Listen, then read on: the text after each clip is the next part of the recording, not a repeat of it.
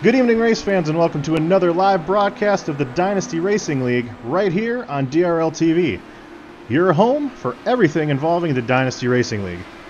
With our 3 stock car series running earlier this week, we now shift our attention onto the Dynasty Racing League's Indy series, as DRL TV is set to bring you the Iowa Indy 200. Located in Newton, Iowa, Iowa Speedway has a reputation for always exciting the race fans. Whether it's the 10 degrees of banking on the front stretch, the 14 degrees of banking in the corners, or the incredibly bumpy 12-year-old racing surface, Iowa Speedway always delivers. This sub-1 mile racetrack was patterned after Richmond International Raceway. There was even heavy influence from NASCAR champion Rusty Wallace while designing this racetrack. Iowa Speedway has dubbed themselves the fastest short track on the planet, and rightfully so. Today we are going to be watching as the Indy Series flies around this track with speeds reaching north of 170 miles an hour. It will certainly be my pleasure to be able to bring to you live coverage of this exciting event. Joining me tonight is a special guest, Mr. Luke Short. If you're not familiar with Luke, he is currently on pace to compete for our championship in our Northeast Ohio Ghostbusters Series. In just 7 starts this season in that series, he has 4 top 10s, a top 5, and a pole. Even more impressive are his stats in the 6 IndyCar Series races that he has raced this season. Mr. Short has a pair of top 5s, 3 top 10s, over 50 laps led. This gentleman also was the pole sitter for one of the craziest oval races that we've had this season at Las Vegas Motor Speedway. Now, Luke, it's obviously a pleasure to have you here today.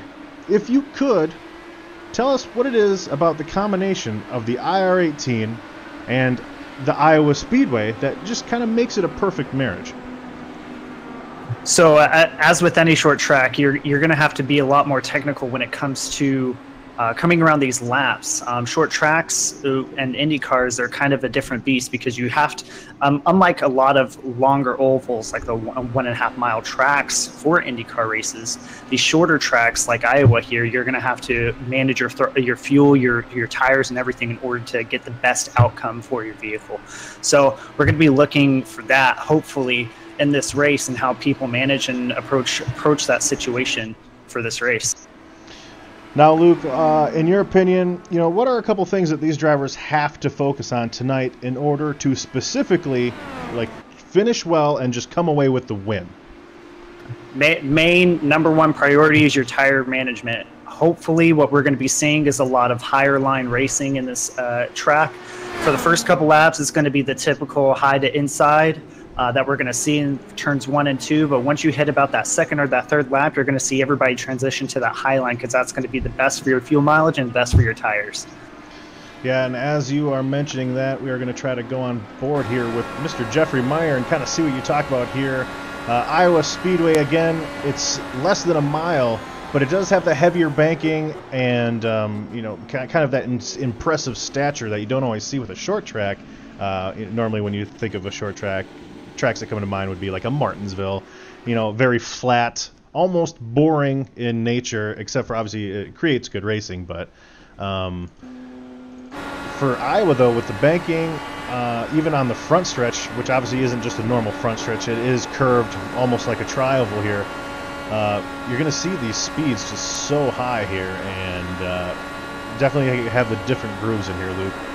Now, if you could, I believe you mentioned earlier that you have had some success at Iowa. What's kind of the secret to maybe a good hot lap here, Luke? Good hot lap is going to be what you would typically do at the beginning of the race. So you want to first burn your fuel. A lot of people don't realize that part of hot lapping, especially in iRacing, is burning your fuel. You want to be able to burn your fuel to where you're going to have enough fuel that the second you cross that finish line, you're out of fuel, your car starts puttering and everything. So that's number one. Number 2 is going to be getting as much speed as you can into the second lap. Some tracks require you to be fastest on the first lap that you do. Other tracks like Iowa, especially with Indy cars, it's always the second lap that's going to be the fastest. So making sure you're setting yourself up for that second lap is going to be priority when it comes with these Indy cars. So hopefully everybody's going to be hitting that high line on the warm-up and the first lap. And then when it comes to that second lap, you're going to cross that start-finish at the high.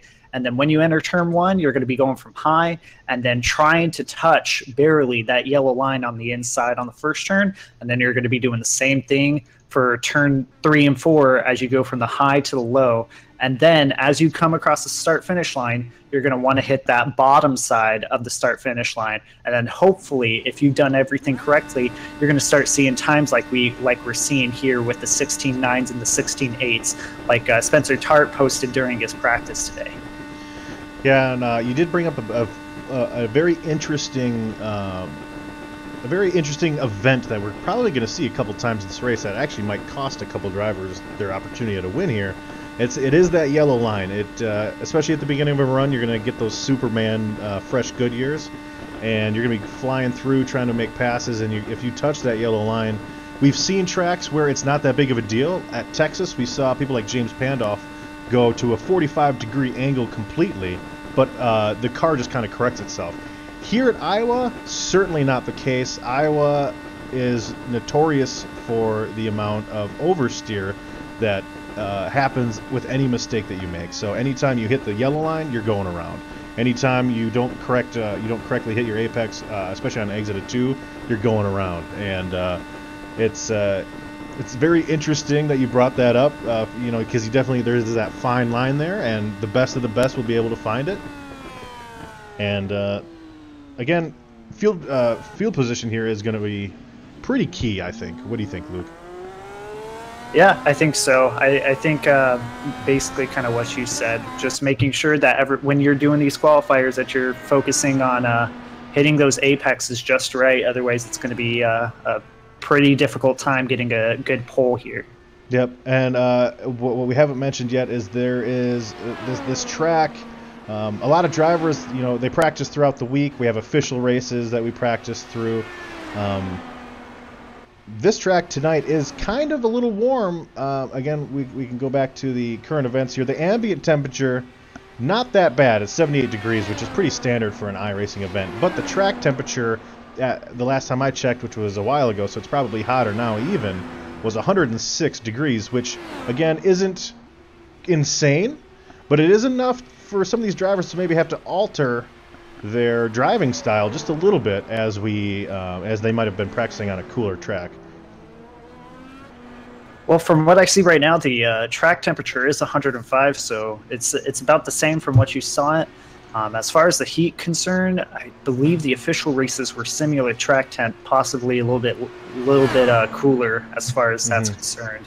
What we're mainly going to see is a little bit more wear on the tire on the second turn, so it's going to be harder to hold that turn as far as getting into the second lap for that hot lap there. Awesome. Yeah, no, and that's a great point. I believe we've done a good job kind of warming up, buttering up our fans here to Iowa. There is a couple notes here. The return of Ryan Hesgaard. Luke, obviously you are part of an S2R team that Ryan is, he's a part of as well. Ryan is coming back after a few weeks off, and he's joining us tonight, and he'll be running for points as he always does on Monday. So it's great to see Ryan back. It's likely we might even interview him in a minute and a half here, as he currently does have the fastest lap.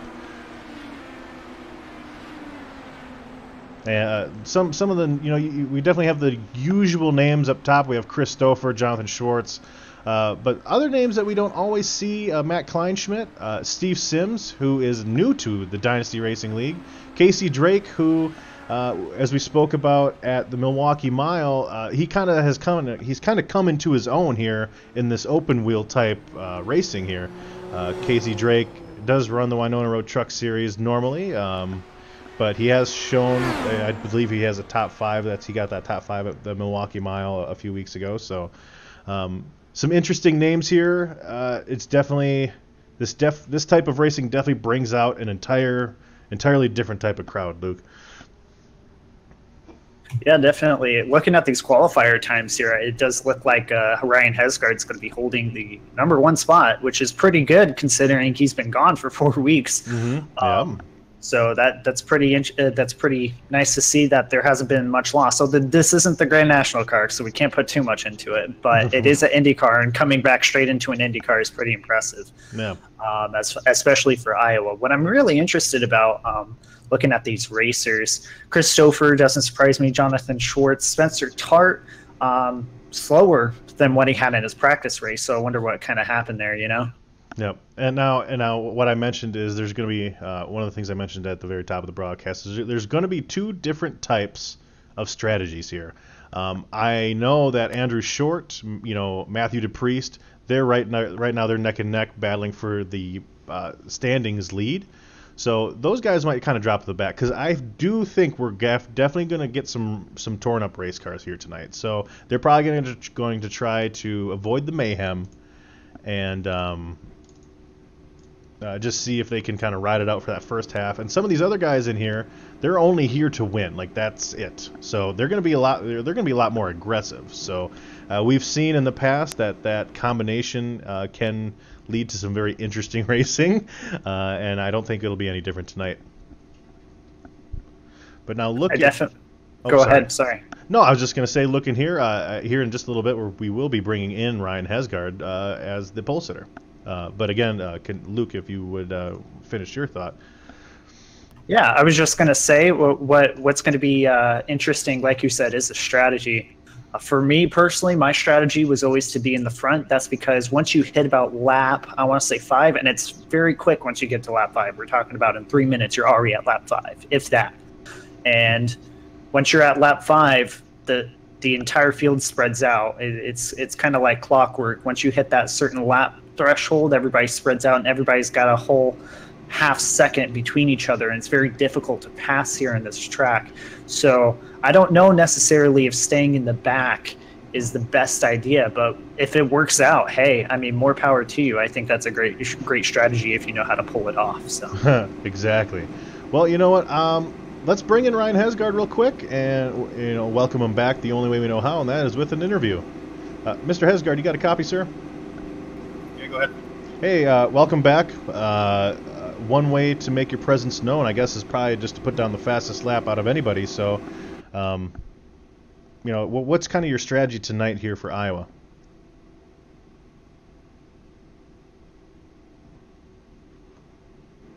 Nope. Can you hear me?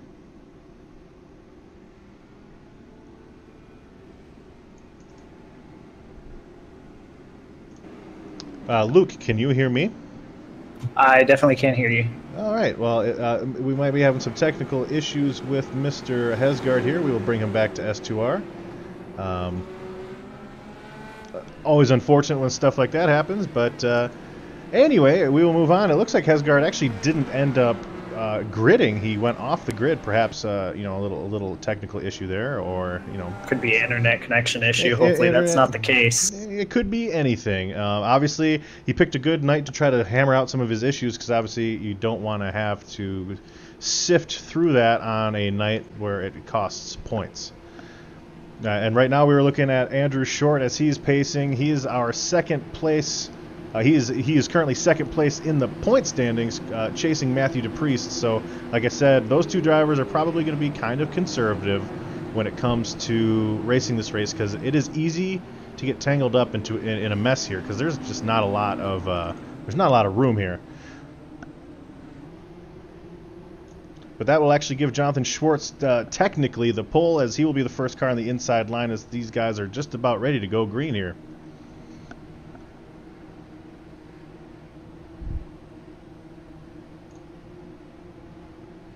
Best thing to do is to make sure that we're all staying safe for the first couple laps. We got 200 laps for this race, so definitely making sure that nobody's making any dangerous moves in the first few laps for position, because there's plenty of time to get back up to the front. There is absolutely, you are absolutely correct there. As I believe, looking there, that was Christopher who gets a great jump on the outside there, and we already have a spin. That was Mr. Jonathan Schwartz, I believe. We talked about the oversteer here, and we're watching Jonathan Schwartz on exit. He just smooches that yellow line, Luke, and you and I both mentioned the significance of that, and he goes around bringing out the caution. We will ride on. Touching too much of that apron there. He turned him out completely. That's unfortunate for him, but luckily there's no damage, and he didn't damage anybody else with him, so... Yeah, again, not the start to the race that you want. From here on out, I think this should be single-file restarts, which actually might be a good thing for some of these drivers, because double-file restarts in these cars, as you can see, with maybe a little bit of pinching or something like that, can always cause some issues.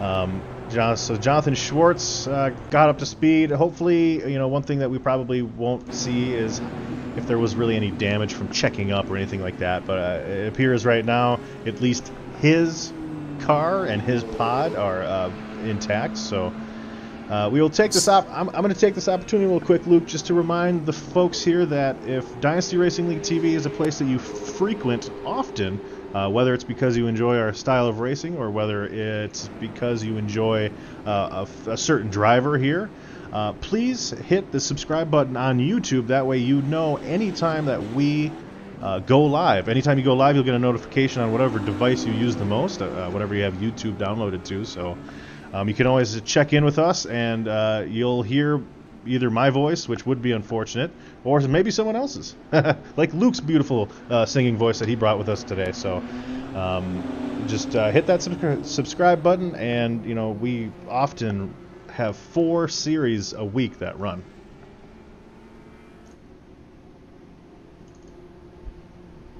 I don't know if my voice is beautiful, but I appreciate the compliment. Oh, it is beautiful, Luke. Don't sell yourself short, my man. Sure. But thank you. But now, one thing is worth noting, that hitting the subscribe button might be a good idea tonight. Last night, I discovered some hardware issues that affect my connectivity to the internet. So there might be a situation where I disconnect momentarily for the broadcast, which obviously would lower the quality. And if I get disconnected completely, it'll fire itself right back up, guys. Don't worry. We won't be out of commission too long. So again, this is the only time that will ever be an issue. Just very unfortunate, very embarrassing almost. But hopefully we can get this race in its entirety from start to finish without having to break it up into separate things. So it'll be a great, fingers crossed situation here. Yeah, what it seems like is so while you were talking, there were 3 things that happened. So Ryan Hesgard updated me and let me know that his router was unplugged. So that's unfortunate for him. I know that. I know how that goes. That's the situation I was just alluding to.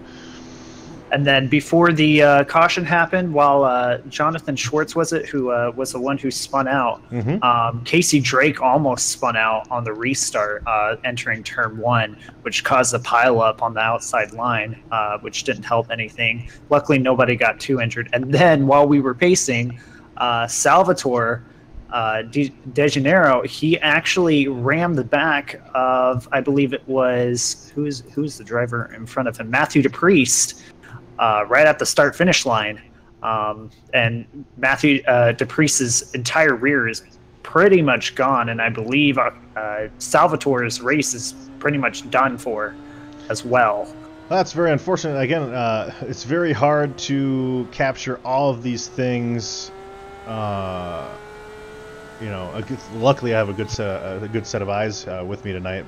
Very unfortunate. I mean, that's our points leader right now. This is actually good news for Andrew Short, which I honestly would think that this is going to make him be even more conservative, because he does not want to ruin this opportunity.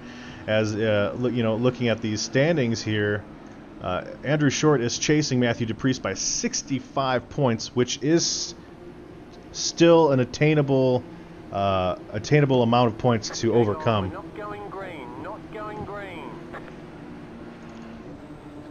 It looks like Race Controls decided to get this situated one more time. Definitely, Luke, not the start to the race that you want with the points leader getting out. Our pole sitter having connection issues, and Salvatore De Janeiro, who's always competitive anywhere he goes, maybe just having a mental error there. Did you see the replay? What seemed to happen?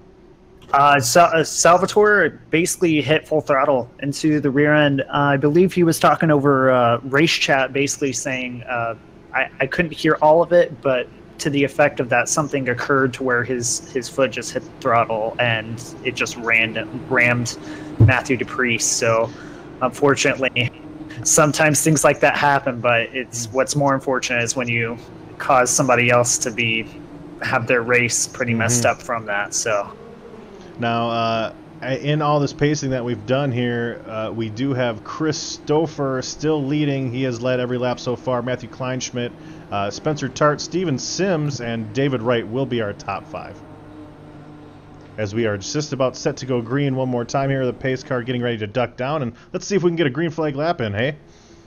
Yeah, definitely. Oh, and just real quick, can you move Ryan Hesgard down back to S2R? Of course I can. Because he decided to reconnect into broadcast. Yeah. But here we go, green flag.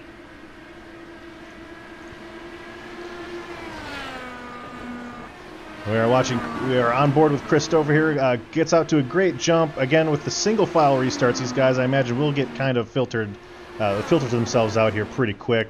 We haven't even got to the point where the guys that maybe want to be more conservative, they haven't even had an opportunity to drop to the back yet. As we are on board with Chris Stouffer, looking back to Matt Kleinschmidt, that gap already at 0.6, almost 0.7 seconds. So Stouffer's definitely setting a pretty nice early pace here.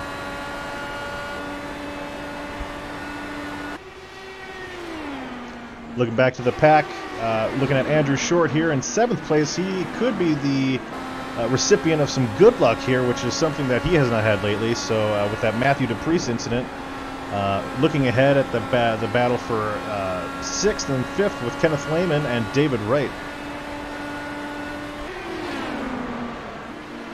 Seems like everyone was just about single file. Like there's not a whole lot of battles going on. It almost seems like people are just kind of feeling it out right now, Luke. Yeah, it seems like not many people are really knowing what they want to do just yet. I'm hoping what we're hopefully going to see is them hitting this outside line here pretty soon. We're already at, I believe, 3rd or 4th lap in the green. We should start seeing some individuals hitting the outside line. It seems that Chris Stouffer is already the one who's taking initiative, and eventually he's going to start moving up to that top line. Right now he's taking it pretty hard in the inside, so we'll see if his tires wear out pretty quickly here. Sorry to interrupt, but I believe this is Chris James that went spinning off, or maybe that was a connection issue of some sort. Let's backtrack here. But you were right. Everyone was using that middle to high line now, because I was even looking back at 7th place at the time, and that is a connection issue for Chris James. It seems like that's very unfortunate for him, and it seems like his luck lately has not been outstanding. As we will go back live here and look at our leader Chris Stouffer, who has punched out a 1.6 second lead.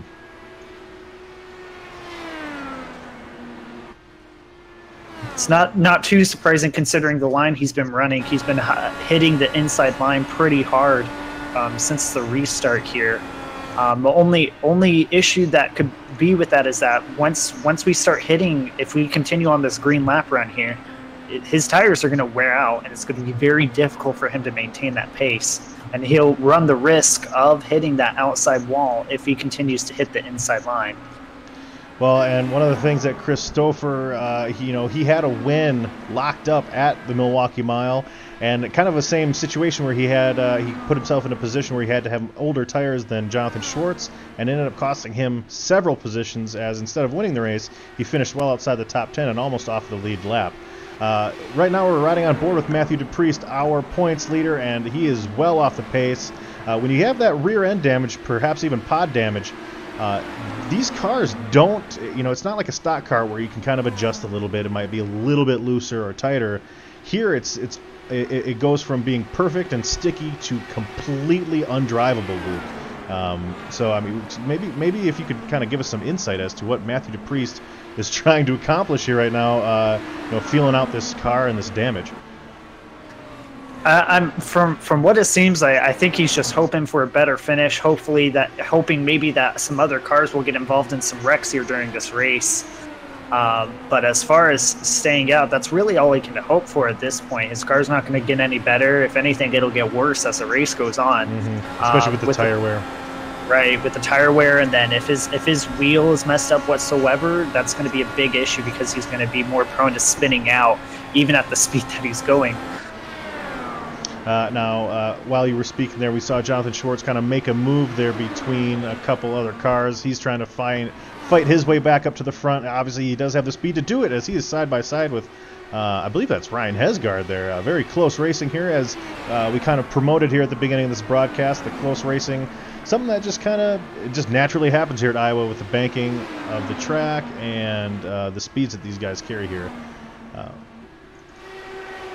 Looking around here, I'm actually going to ride on board with Steven Sims as he is trying to chase down Spencer Tart. Looking here at Steven Sims, again a newer driver here for the Dynasty Racing League. I remember him running the truck race last night, so he's already well acclimated with some of these drivers, getting to know them, kind of how you race certain drivers differently. So this is just perfect practice here for Steven Sims, and obviously he's running well within the top 5, so his goal is probably just going to be to come out here and get a win. Yeah, we'll be keeping an eye on that as well. Spencer Tart, he seems to be running that outside line. Unlike there are some in the back that are starting to hit that outside line because they're starting to notice it, but Spencer Tart, I believe, is the first one to really hit that outside line. I think Christopher is still hitting that inside line pretty hard. And so I'm wondering how his tires are doing right now. I mean, obviously, even in stock car racing, Verizon IndyCar racing, that, in real life, there are drivers that will not move from that bottom line. They just have to adjust. Christopher has shown us that he's more than intelligent enough to understand that, if he wants to run the bottom line, if that's where he is the most comfortable, he's just got to, make sure that he's backing up his corners enough so he's not just frying that right front. Because obviously, the line that he's choosing, as you mentioned, is going to be adding extra stress to those right side tires, especially the right front, if he's not wowing down enough. So hopefully, he's still got a pace that nobody else is able to keep up with right now. But again, these IndyCar races definitely have they have the what am I trying to say here?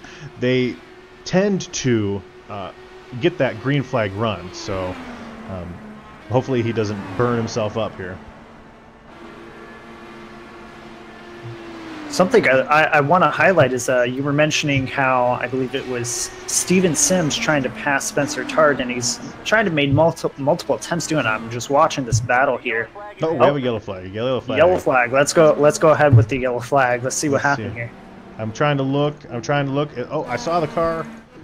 Sorry, guys. I'm clicking just every which way right now. Was that Ryan Hesgaard? No. Was it? It was. Ryan Hesgaard is done. We will go back and see what happened here to Mr. Hesgaard. Again, he had connection issues early, so he's going to be pushing a little bit harder to try to make up some of these spots, and trying to avoid that outside wall. He actually got a little bit of understeer rather. It was a little tight, and overcorrected, and just his race is certainly over. And you could hear him get off the throttle there, Luke. Definitely on exit. That's kind of what we were talking about with Christopher. When you go in a little too hot, which Christopher wasn't, but we expected at some point he would with the tire wear. If you go in a little too hot, you're definitely going to mess up your exit.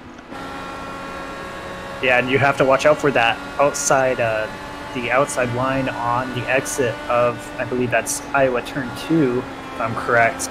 Correct. And on that outside, there's actually a hump there, and if your tires are hot and you hit that hump just wrong, that will spin you out, like we just saw Hesgaard spun out. That was all due to him hitting that line with some worn down tires, because he's been trying to get back his laps, which, to be fair, he was 9 laps down. It was going to be very difficult for him to gain back any spots whatsoever. So I think in that situation, he should have just rode it out and hope for people to crash, really, just kind of like Matthew DePriest is kind of doing. But yeah, no, and it's very unfortunate. But you know what? Ryan came back. He's very aware of that a router could be an issue at some point in a race. he's not doing this for points. Again, he's been gone for quite some time. He's coming out here to probably just say how do you do to the boys. He accomplished that, and of course he will get ready for Kentucky on Monday, which is his series that he runs normally. So again, unfortunately, you never want to see that, and as we mentioned, you know, sometimes just the smallest little mistake can cause a lot of damage, and it doesn't take a lot to damage these vehicles. They're only 1,500 pounds. They're powered with the Chevy Honda engines, but they're only 1,500 pounds, which is that's the same weight as a 1964 Peugeot. So it's not a lot of weight. I myself am 300 pounds, so if you put a couple of me together, you have a race car. So definitely.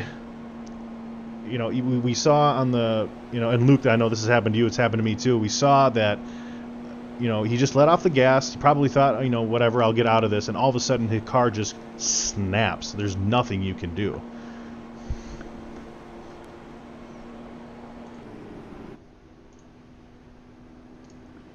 Now, we are currently riding around with lap 34 of 200 here. After all these pit stops here, it does appear that everybody did pit. Looking at some of these guys that maybe had a little bit longer pit stop, we have Eric Johnson, Jason Taylor. Maybe these guys decided to kind of drop back a little bit. We still have 15 cars on the lead lap, currently being caboosed by Rule Alvarez. And again, Matthew DePriest, there is a lucky dog. We do the lucky dog here in this current series, so it's possible that he can get his lap back and maybe get some more positions here. Speaking of cars left on the lead lap, I was looking back and seeing what happened to Robbie Armstrong, because he seemed fine for the most part at the beginning of the race, but unfortunately what I saw was he had some connection issues and actually spun himself out and slammed into the wall, and his race is done.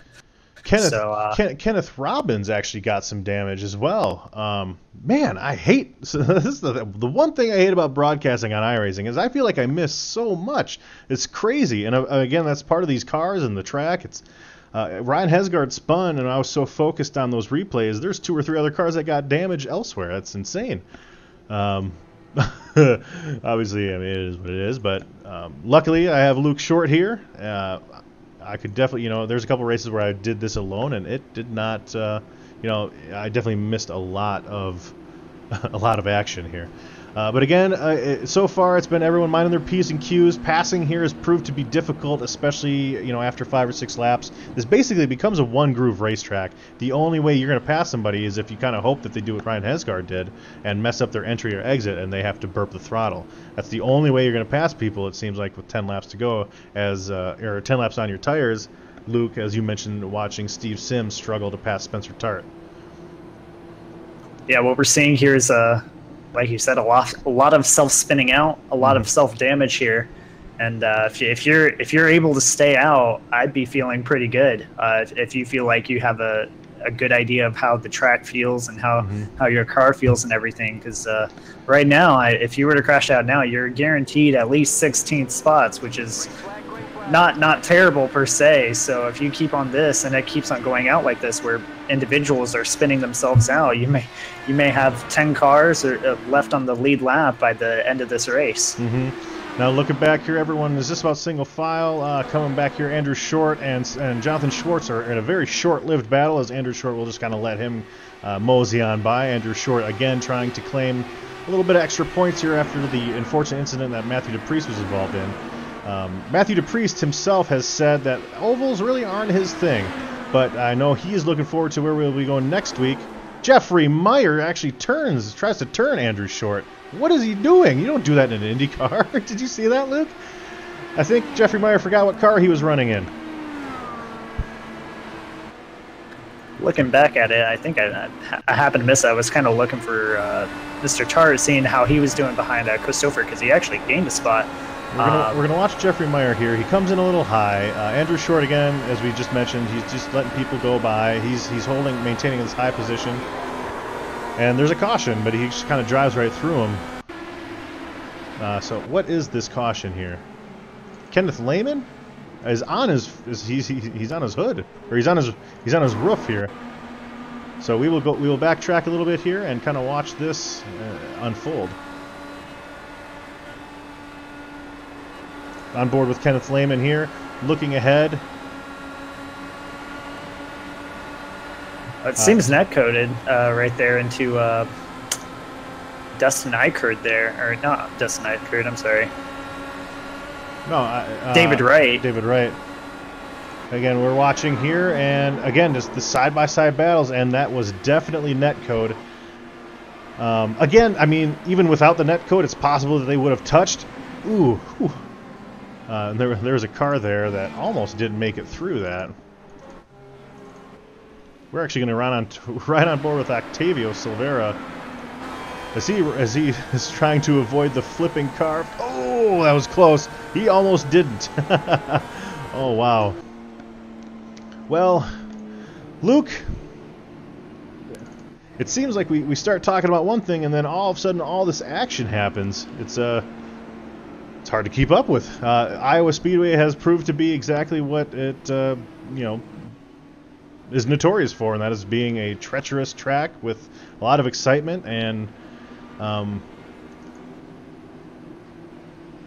yeah, some very interesting decisions by some of these drivers too. As again, watching, going on board with Andrew Short here, trying to look around at his car. Not the greatest luck for some of these points guys, as Matthew Dupree sustained significant damage. Andrew Short was able to keep, was able to save his car, but I know he's not going to be very happy with Jeffrey Meyer here. But Jeffrey Meyer does have a little bit of front wing damage from that contact that he made with Andrew Short.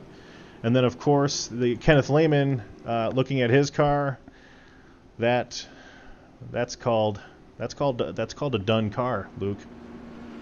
Yeah, unfortunately for him, it's interesting, really, because I mean, the main reason why we're really seeing this is that with league racing, and especially with this particular IndyCar league, we have a lot of different drivers from a lot of different I ratings, a lot of skill ratings here. Mm-hmm. So what we're seeing right now is that skill rating really happening right now. That difference in skill, where the drivers who are not as confident, you can tell, who really didn't put that much practice into it, with a few exceptions like Salvatore.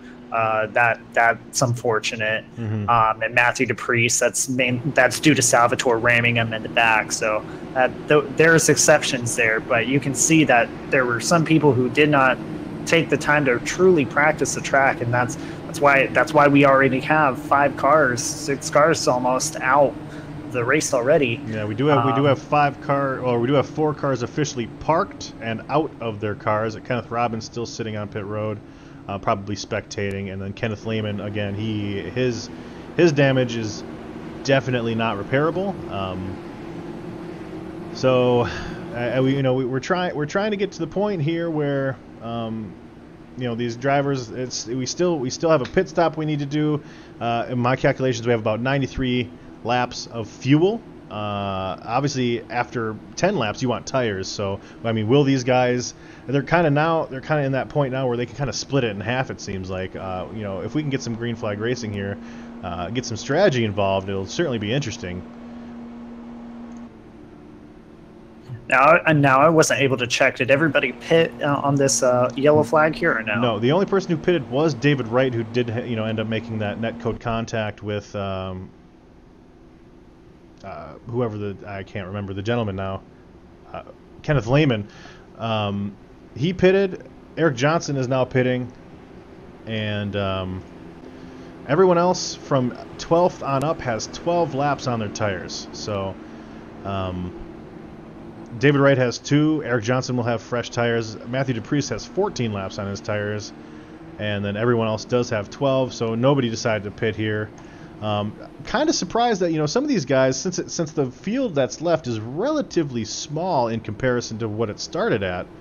I was kind of surprised that maybe Jason Taylor didn't try to come in and pit. He's kind of at the tail end of the group, and maybe in 5 or 6 laps when these guys are struggling to maintain speed, he would be able to just claw through this field. Again, we are set to go green, and Luke, why don't we rev it up? Let's go. Let's rev it up.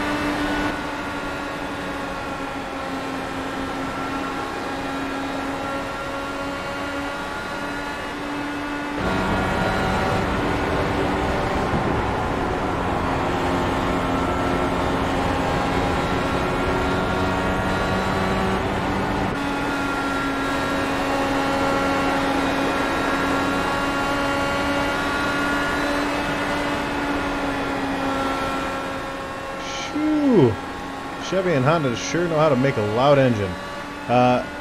In that little sequence there, two things I noticed, Luke. Christopher is untouchable, and Jonathan Schwartz might be his only competition as he continues to carve through this field. Christopher benefiting from these short sprints between the yellow flags here. So and when you're first place car, it's very easy to spread yourself out from the rest of the field just for the fact that you don't have to deal with that backdraft from the other vehicles like second and third place non have to do. So even though it wouldn't seem like it would matter that much, even just a little bit of backdraft is going to cause you to have a harder time turning than the first place car. So that's why we're able to see Christopher be able to break away so quickly from this pack here. Yeah, and again, one thing that we haven't mentioned yet, which is surprising considering the amount of time that you and I have both spent in this IndyCar here, is the slipstream effect.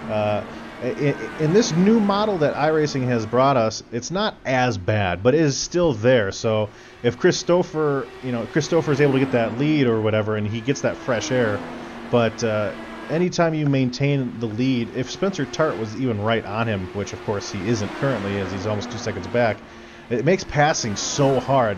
So you have such an advantage when you're that lead car, because in order to pass him, especially on old tires, you have to find a way around him while you're trying to navigate the aerodynamic issues that are kind of brought forth with the fixed setup in this car here. There's no weight jack. There's no adjustments you can make to this car to compensate for the lack of wind on your nose, which obviously causes a huge grip issues.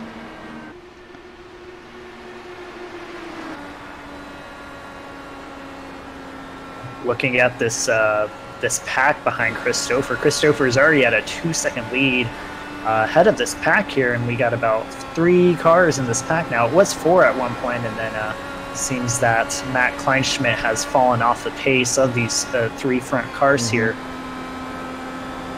Steven Sims looks like he might be able to pass Spencer Tart here finally.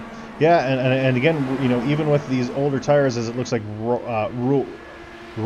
oh man, Luke, help me out with that name, Raul Alvarez. It looks like he has decided to come down the pits. Again, he's one of our newer drivers, just trying to kind of turn laps and get experience here. But you saw that outside line. It's almost like a Kansas or a Kentucky. It's just once you get 5 laps in on these tires, and even last night at Chicagoland, it is so hard to pass. And now one of these things that you're going to have to deal with is Steven Sims at some point is going to dive it down there a little bit too hard, and he's going to wash up. And if you make contact with these cars, again, they're just going to whip around.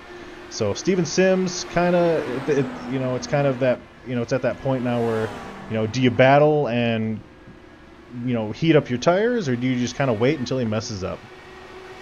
Well, at this point, Steven Sims may have worn out his tires. It looks like he still is going to try to keep on gaining here on Spencer Tart.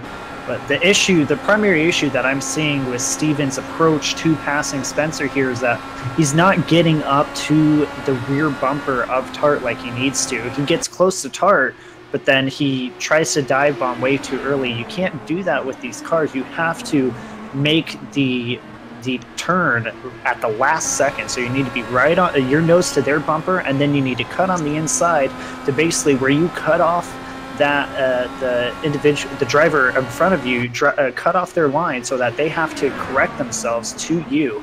It doesn't really endanger them per se, but that's the only way you're really going to get a pass. And Steven Sims just collides with Jonathan Schwartz there.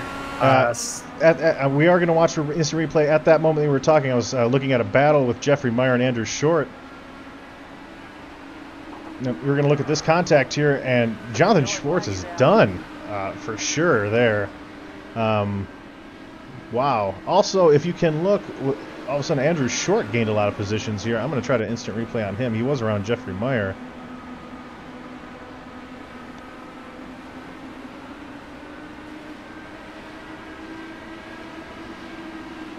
No, it just looks he just gained positions there. Yeah, Andrew Short and Jeffrey Meyer, I was just kind of keeping an eye on that because Jeffrey Meyer had tangled up with Andrew Short earlier. I just want to see if there's maybe a little bit of bad blood. But we are going to go back to instant replay and go on Jonathan Schwartz's camera view here. And Luke, if you could kind of look around and maybe see if there's anything else we're missing, because it seems to be there's 4 or 5 incidents at a time here. It seems Steven Sims spun out after the Steven Sims was the one who actually caused the caution. So Steven Sims is the individual who collides with Jonathan Schwartz due to the... Which we are watching right now, pushing up, just like we said he was going to do. He pushed up, too aggressive. Jonathan Schwartz riding the wall, and then we'll go back here to Steven Sims and watch him. Steven Sims, that turn just later, he spins out. Not sure what happened there, but I think he might be out too. It could have been pod damage. Again, we're kind of looking at Matthew DePriest with all the damage. He got damaged, and he was so slow. Steven Sims may not have been aware that he had, even the slightest amount of damage, and ended up getting loose off that corner. So, wow, Luke. I mean, it's obviously before we get too far, 66 in here of 200. It's been a pleasure to have you in the booth, but man, you kind of decided to show up to a really crazy race. We haven't had this type of calamity in an oval yet this season. Maybe part of it is some of these guys are coming off of going to that 4-mile long Road America. All of a sudden, you go to an Iowa event that is less than a mile long. So. Again, and you also noted it might be a little bit of lack of practice. There's practicing a hot lap, and then there's practicing long green flag runs. And it looks like Steven Sims there, who predictably slid right up into Jonathan Schwartz as he was overdriving the corner and put too much heat in his tires. That's one of those things that you got to be aware of, and he may not have been aware of it because of maybe practice time or something like that, like you had mentioned earlier. So. Yeah, it's really unfortunate. I mean, and you saw that Steven Sims, he was faster, but as I was explaining the processing of passing here in Iowa, that him not understanding how to properly pass an individual in Iowa, you cause wrecks like that where you get on the underside of somebody, you've worn out your tires so much from trying to pass another person that you've worn out your tires to the point where you're sliding up, and then he slid up into Jonathan Schwartz. Unfortunately for me, that was predictable to see just for the fact that after racing Iowa for multiple times for the week that it was out, it's how the track works. You have to be patient when it comes to these passing, because you're not going to be able to pass like you normally do on a 1.5-mile track where you get the arrow and you're just able to pass right away. You have to time your passing perfectly. Yeah, and one thing that I always use as a rule of thumb is when you dive down into the corner to try to overtake somebody, you are literally wasting all the time in the world. You might have said this earlier too, in part of your breakdown as far as how to pass here, specifically at Iowa, but like even at a place like Chicagoland, which we visited last night in the truck series. And this is something that Eric Wolf shared with the entire league. You need to focus when you're passing a car. You need to focus on being better than them on exit. Because especially if they're on the outside line, like what we saw with Spencer Tart, they're going to be faster than you. You only pass people if you're faster than them. So diving down into the corner, heating up your tires, and just sliding your car around isn't getting anything accomplished. It's really just shooting yourself in the foot. What you need to focus on is backing up that entry. That way you can kind of, excel off of the exit. Now, how much of that can you do here at Iowa, Luke? I'm not sure. Again, I'm not very experienced in this track specifically. I don't know if you can back up corners and get that jump on exit in these cars on this track, but certainly that's my rule of thumb. And had Steve Sims maybe been following that rule, he would not have collided with Jonathan Schwartz there. Right. As far as the considering the exit, it's really making sure you have that line. If you go too low, the tires at this point, when they're worn down, the tires will not last when you go down to that low line, especially in a pass where you're in the draft. Mm-hmm. And I'll finish this up real quick because we are at green flag again. But you have to time, like I said, you have to time that pass. You have to get to the rear end, and then you have to hit the inside line just right to where you're at that line where the tires are not going to wear out or they're going to wiggle or anything. that you know for a fact on your exit you're not going to slide up and cause a danger to everybody else. Steven just really didn't know that. Yeah, and it's kind of it's unfortunate to see these cars get out, but people that have been being a little bit more cautious, and maybe like people like Andrew Short, Jason Taylor, they've spent time in the back of this pack, and they've kind of spent time learning, kind of what you need to do in traffic. They've passed a lot of cars. They've both have been kind of in the back. They didn't qualify all that well. Now they're both in the top 5 with fresh tires, and these guys, Andrew Short, Jason Taylor, they might be able to see kind of what they can do here up with these leaders now, as we're watching Spencer Tart trying to take over Matt Kleinschmidt. But again, it's all about learning the track here. Each time you visit a track, it's different because the rubber is going to lay down differently. Even the 1 degree difference between the first and the last time you were there is going to change it, even just to the tiniest little degree. But no, it hasn't changed. Christopher, he is lighting it up right now. We are still watching this battle with Matt Kleinschmidt and Spencer Tart, but Christopher, 3 or 4 laps into this run, is already 2 seconds away, 2 seconds out from P2.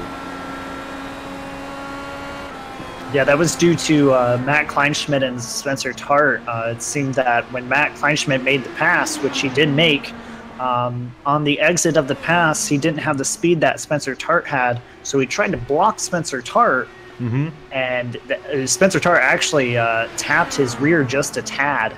I don't know if he has any front wing damage from it. It didn't look like it. Here, let's actually take a look here. Well, and again, you see it often. That's a legitimate strategy. Sometimes you put yourself in a very precarious situation, sliding in front of a car that's going faster than you. But at a track right now, we're seeing that passing is it's darn near impossible. You do what you got to do, and that for a moment Spencer Tart was expecting it. Because again, with how hard it is to pass, that's a very common technique. As far as like trying to pass somebody, you just kind of do, the redneck term is called doing a slide job, Luke, in stock car racing. Here it's just called racing, because with the aerodynamics, the wind, all the science involved here, you do what you got to do, and you try to manipulate the wind try to manipulate the wind any way you can, and sliding up in front of Spencer, making him burp that throttle, getting his front end, kind of light, if you will. You do what you got to do. I don't know whether this is cast or cursed or not, but I did mention earlier about 10 cars being left on the lead lap. Is already only lap 80, and there's only 10 cars left on the lead lap. Well, and one thing to note is they still have one pit stop to go. They have to get to like lap 110 if they want to make it on fuel yet. And with some of these cars, again, this is very strung out now. We have almost a second in between most cars, besides the battle with Eric Johnson and Jeffrey Meyer. All these cars are very strung out. Part of that might be some have damage, some don't. Part of that might be, hey, some of these guys are figuring out that maybe we shouldn't race this way. And one thing that a lot of these viewers don't know is part of that might be the voice from above. Eric Weatherholtz, who is race control for this, he might be shaking his head, be like, guys, we're taking out too many clean cars. I don't want to see any more of this type of crap for a while. As race control, you dictate how the race is run. Obviously, you don't want to stifle people's driving style, but he might have came over the mic and said, guys, if we don't calm this down, we're going to have 3 cars on the lead lap, and the race is going to be poop, for lack of better words. So, it does, I did mention it earlier, and we did kind of get a green flag run, Luke, but it does, this certainly has a feel of the green flag run that we might have expected, and, this is going to be where we see who is burping the throttle just a sliver to try to save fuel or to try to save tread, and, who practiced getting on pit road. Because I'll tell you what, exit of pit road is absolutely, it's the slipperiest thing I've ever been on. I practiced here at Iowa just a little bit ago, and I'm exiting pit road in 3rd gear, and I'm still have wheel spin, Luke. So I'm not sure what your experience is with that, but we could see some spins getting onto pit road. It's not the easiest pit road to get on, as I'll actually bring up this pit road. It's a very sharp angle from the middle of turn 3.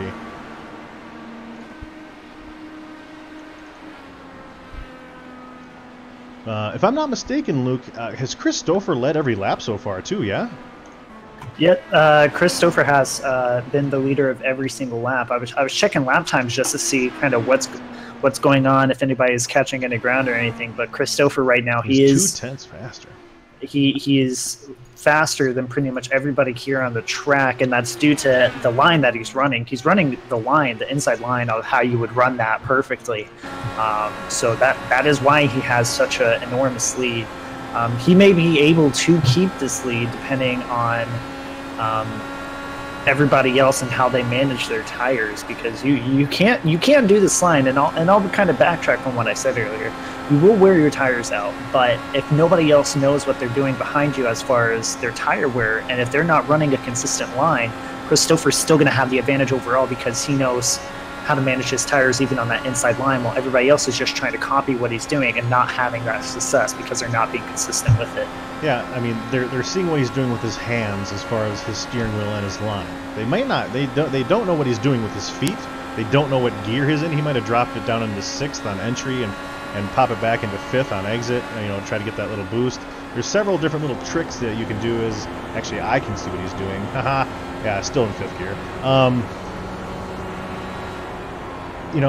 I've had the pleasure of watching Chris Stouffer. It seems like he kind of had his coming out party at the Indy 250 a while back.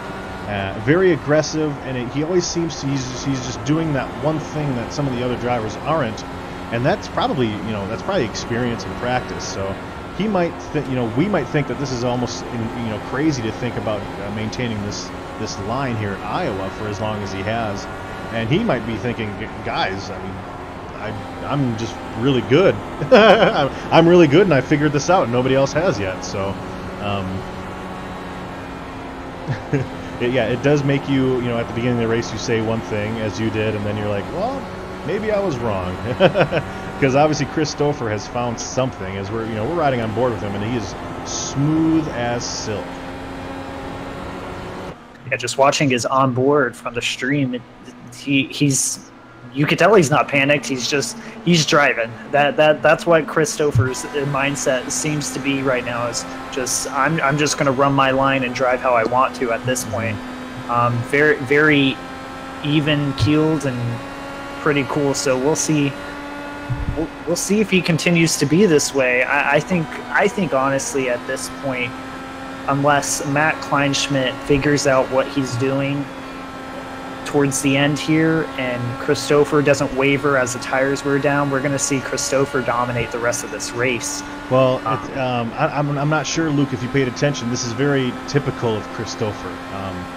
Most of the time he'll get the win when he does something like this, but for people that might have followed this season so far, Chris Stouffer did the same exact thing at the Milwaukee Mile, and I know I've said it a couple times. Chris Stouffer has said that at the Milwaukee Mile he dominated, but all of a sudden there was a caution and he spun.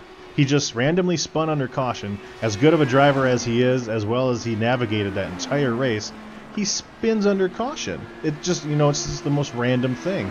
And I think if anything ruins Chris Stouffer's race, it's going to be Chris Stouffer. And again, I have an inkling that somebody will mess up the pit road exit or entry and exit. And hopefully it's not Chris Stouffer. But it certainly could be. As far as navigating the track, though, Luke, I definitely second your opinion, as right now he just seems untouchable. 30 laps into this run here, and he has a 3-second lead. And as you mentioned with the onboard, it's not like he's wheeling this thing. He's not going nuts or crazy. He's just kind of just out for a Sunday drive, it seems like.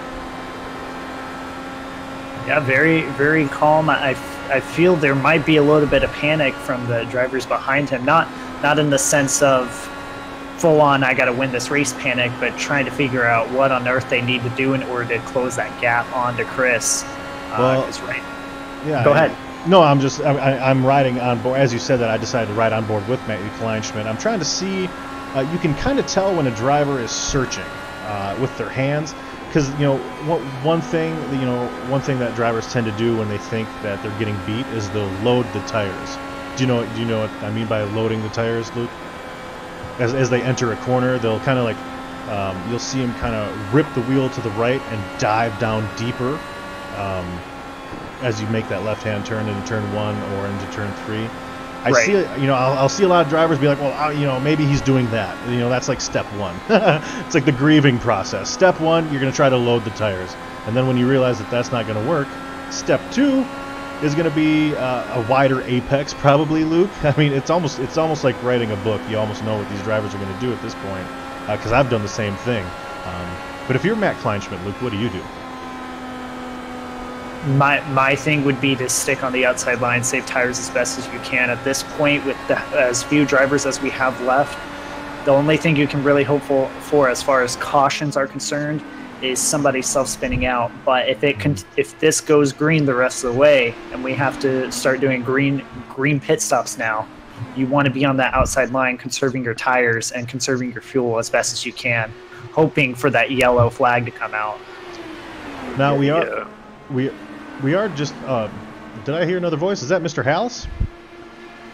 Yeah, I mean, the outside line, you got to be a little concerned about that. Not so much for the tire wear, but, the tires are hot, the track's getting hot. These guys might be actually searching around for a cooler track to run. Well, and we kind of mentioned that a little earlier, like not specifically as a tactic, but just the fact that this track is going to rubber up.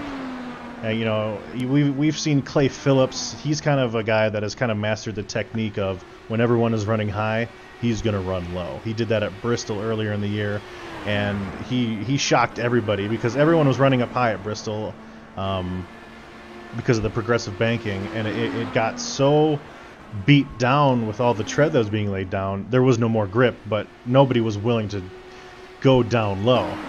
He did that. So maybe Matt Kleinschmidt will do that. Again, a lot of these guys, like I'm looking at Andrew Short and Jason Taylor more specifically, since they're here for points. A lot of these guys are kind of content with where they're at right now because a top 5 is never a bad thing, especially with the points leader being in 12th position, 6 laps down. Exactly. Plus, a lot of them might be doing some fuel mileage type stuff too. Yeah, now, Daniel House, again, welcome back. This appears to be the welcome back party for several drivers that have been MIA for a couple weeks. Hesgard being one, Mr. House being another. Luke, speaking to you, when we have 46 laps on our tires, we're just past halfway at 112 laps. We need to pit one more time. Do you short pit here, or do you try to go as long as you can, or do you meet somewhere in the middle, Luke? Go as long as you can, or to where you think you're going to have enough fuel. I mean, you could short pit here, but you run the risk of getting a yellow from a self spin at this point. Mm-hmm. I would, in my personal opinion, I would try to stick it out as best as I can, or play what the leader does. If the leader pits, I pit, because that's kind of what you want to do at this point. You want to stick with what the leader's doing and hope for a yellow flag, because once you get that yellow flag, that's your opportunity. At this point, Chris Stouffer, he has this race in his hands. So if he continues to do what he's doing and he plays smart for the rest of the race and chills out, he'll be 100% the winner of this race, unless there's a caution, unless he psychs himself out for some reason. Yeah. So if you're a driver behind him, if I were Matt Kleinschmidt, if I were Spencer Tart, I'd be praying for a yellow, but I'd be doing whatever the leader's doing at this point. Now, at this point, Luke, while you were speaking, I noticed there is a very competitive group of cars here from 4th to 7th, and you saw David Wright and Eric Johnson almost come out of nowhere. 3 wide. Yeah, 3 wide indeed behind him. You saw these guys almost come out of nowhere and pass Andrew Short and Jason Taylor like they were standing still, even though they have the same amount of tires. So what you're seeing now is maybe some of these drivers that they're either Andrew Short and Jason Taylor are still taking it very easy, or David Wright and Eric Johnson have done a much better job conserving their equipment. I think it's the latter at this point. I'm just kind of listening to Andrew Short's vehicle. He's going very low on these turns here. He's not going to be able to get the speed that he's wanting to here.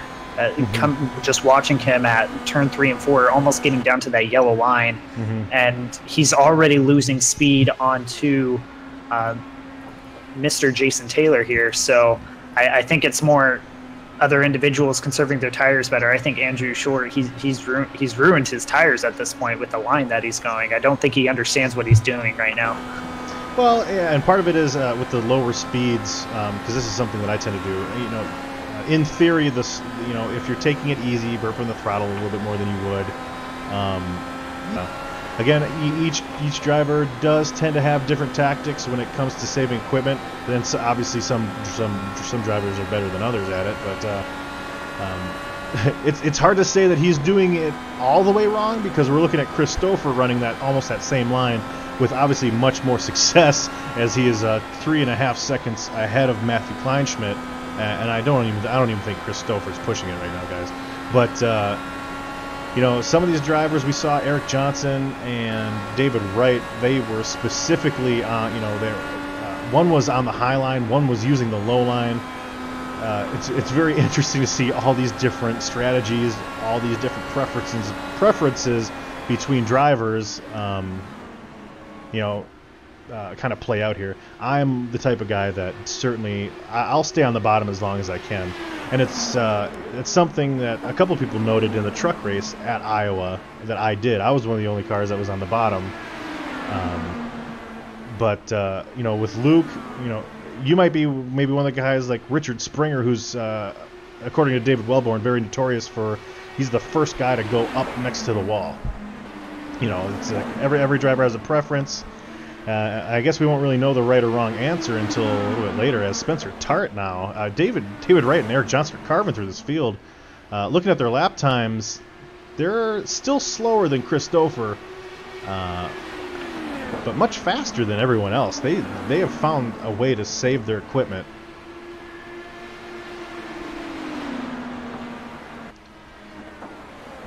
And we're actually gonna ride on board with David Wright as he's looking back to Eric Johnson. He and him have been nose to tail carving through this field together.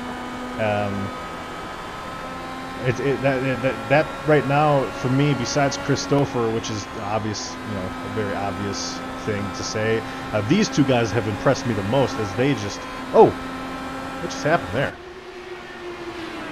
We're going to go in replay mode here, as David Wright, he might have just got loose coming off that corner, or was trying to avoid Jeffrey Meyer here.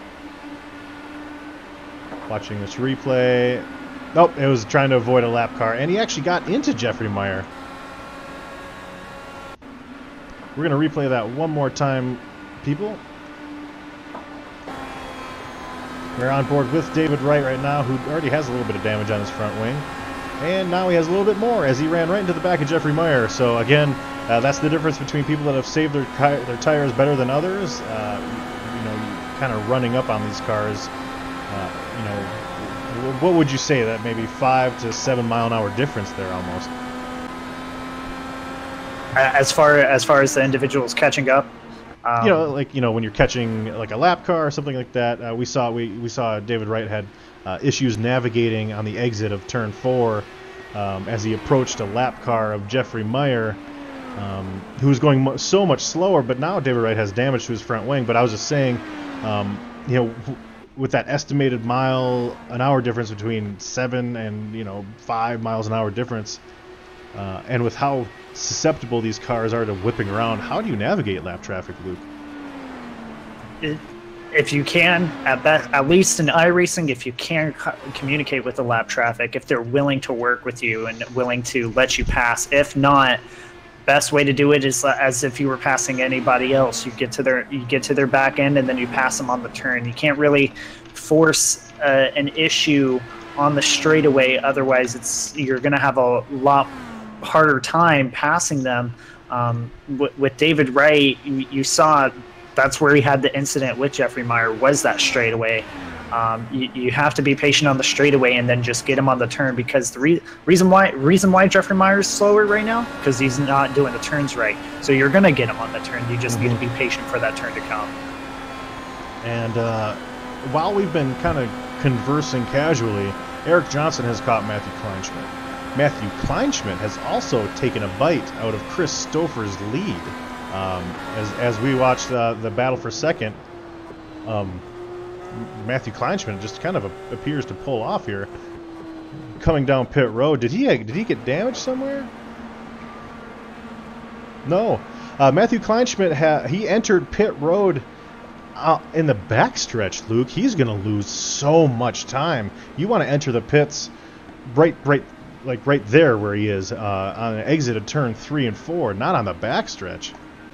No, you don't want to enter on the back stretch. You actually almost risk yourself of spinning out if you enter on the back stretch because of the speed that you can be coming from.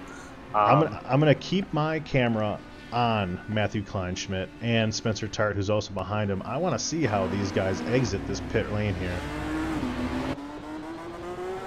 And he spins and makes contact with the wall. There it is. And we already have a spin on the backstretch. Eric Johnson. And the yellow flag is out. Oh my goodness. Again, I wish one thing would happen at a time here, people. We're going to go instant replay on Eric Johnson, who we're watching him. He looks like he has no damage or anything. He's watching 2 lap cars battle it out. He gets on the back of Christopher and actually makes contact with him. He makes contact with that left rear tire, Luke. Are you seeing anything that I'm not? It just kind of looks like he just kind of ran into Christopher there. Trying to look and trying to find here. I don't see any damage on Christopher, so I think we're fine. I think he just hit rubber there. Okay, we're going to go on board here. This happened simultaneously as Matthew Kleinschmidt lost grip on the exit of pit road. Okay. Let me see if I can get a better camera view. That might have been netcode. Again, yeah. You don't want to blame every accident on netcode, but that might have actually just been netcode here. As we're looking, we see the gap, and I mean it was still close. You never want to get that close to a car, especially as we've noted already the aerodynamics package in these IR18s, but that's another competitive car out. Eric Johnson was one of the guys that was actually catching. He had caught Christopher. Christopher was battling with Casey Drake, and he caught him. The only car to do that so far. There's not been one single person to actually catch Christopher. He did it, and now he has significant damage. Spencer Tart voicing his frustration over the comms. Basically, and I would be frustrated too. You have an individual who's in front of you and they spin out, and then you have another spin out on the backstretch causing caution. That puts anybody who pit with Spencer Tart and Matt Kleinschmidt 2 laps down. That is very bad. Yep. Now they're a lap down, but still that's a whole lap down. Well, we're talking about a Christopher. Well, we do have the lucky dog and wave rounds and stuff like that if you can get in front of the leaders. But Luke, this goes to show that this is one more thing that you were right about. You want to stay out as long as you can. 2 people did that. Everyone else kind of got the shaft. And it's race control. There's 2 people spinning on the racetrack. The caution has to come out. Unfortunately, it caught almost everyone an additional lap down. Some of those cars were already a lap down anyway. But Spencer Tart, again, I know that's disappointing, but he still has an opportunity to get 3rd as it stands right now, if he were to pass Jason Taylor, who's also 1 lap down. It actually seems that, sorry to interrupt, it seems that Christopher pit again, so everybody is going to get a lucky dog, and they're all whoever waving was a around lap there. down, they're all going to get a wave around, which is good for them. So yeah, right now they're all 1 lap down instead of 2. Actually, real quick, it seems like we might have some. Maybe we don't. Do we have time? I want to call in Eric Johnson. Well, you know what? We're doing it anyway. Hey, Eric, if you're watching the broadcast, I'm bringing you in. Actually, Luke, can you go up there? And he might be really frustrated. He did a great job. Can you go up and ask if Eric Johnson wants to be interviewed right now? definitely.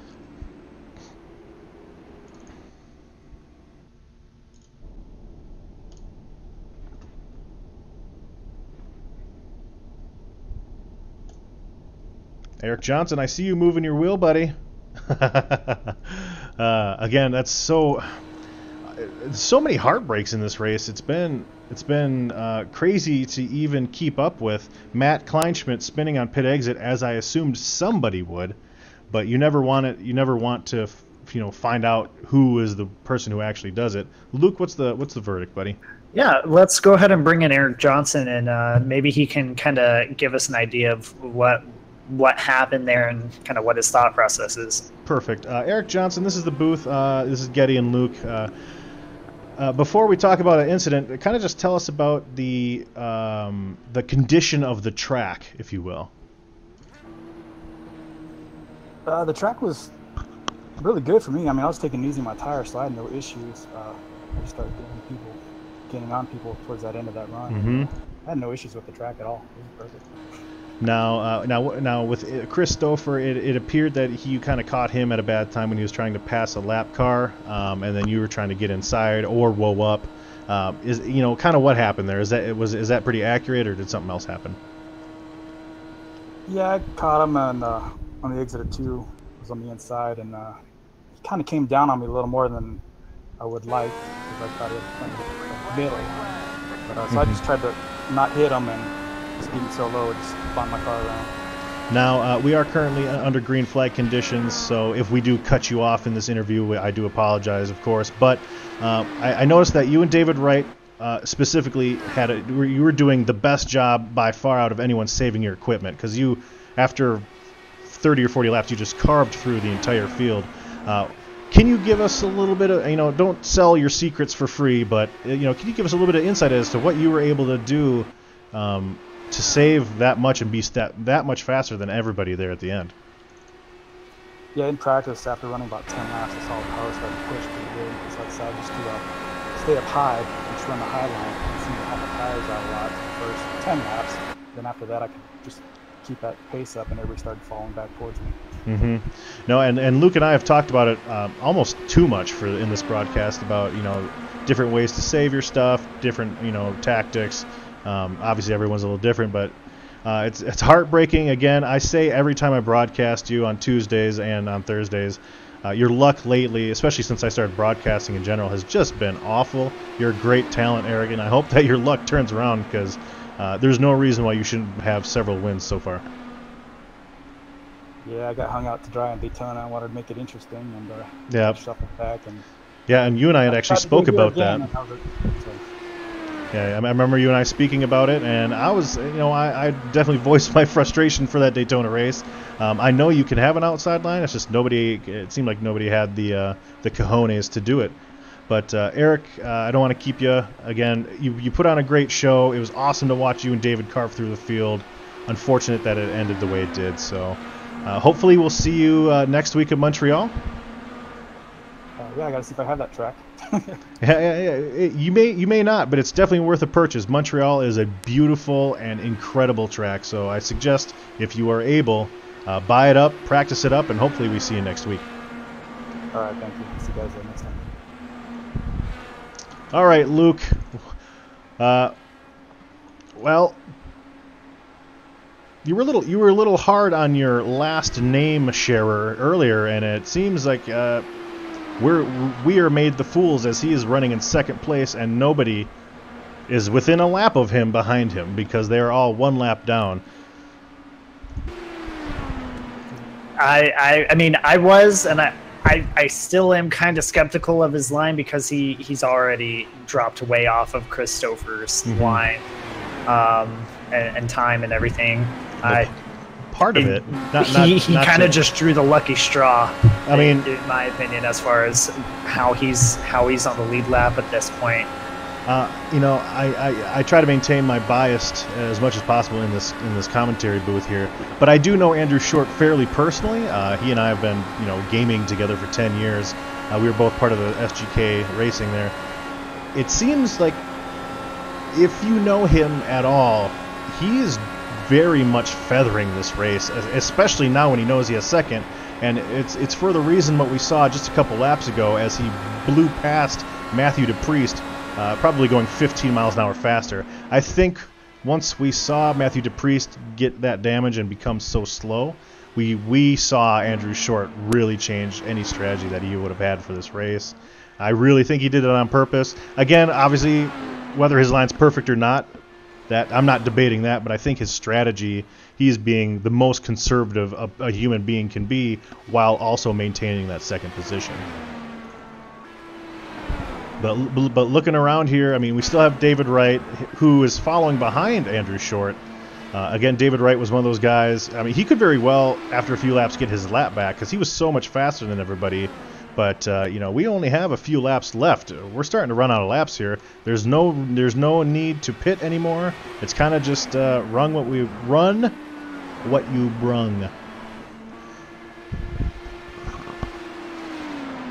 And Luke, you definitely made a good point. As Christopher is out to the biggest lead he's had all race, 4.4 seconds in front of Andrew Short, our second place, and obviously he's over a lap in front of David Wright, who is 1 lap down.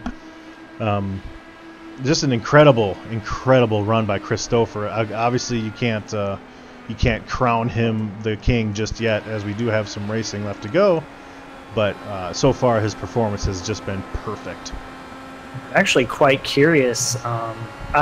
We've been talking about Andrew Short and just kind of what really is his strategy. What is he actually doing here? Is it my assumption that he's just not able to keep the pace like he needs to, or is he actually feathering it?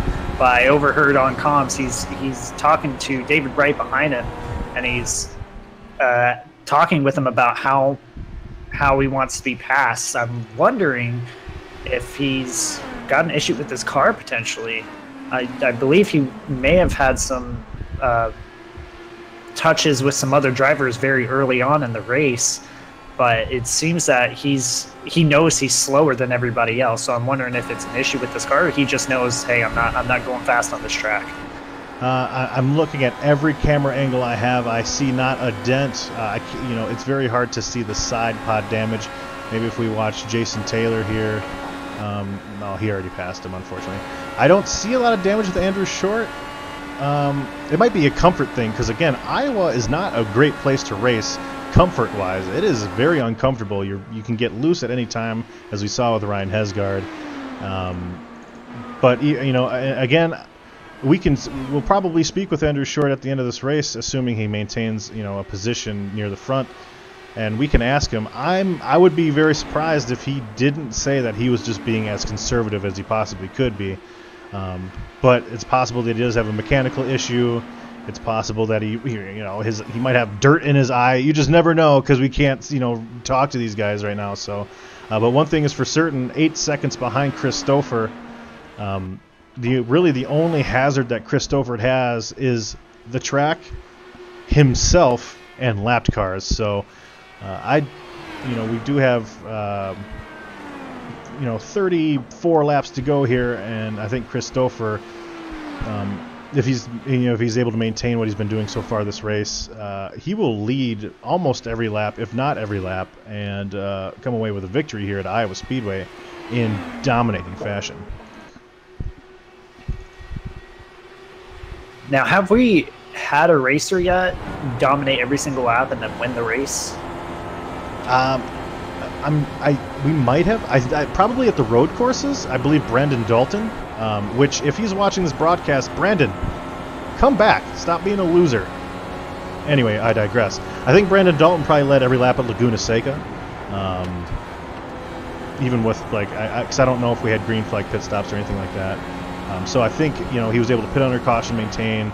But on an oval, I'm not sure, because that's very, very difficult to do. We've seen all the crazy passing at Indy, at Texas, at Las Vegas, which, again, you won the pole there, and I believe you were taken out rather quickly, were you not?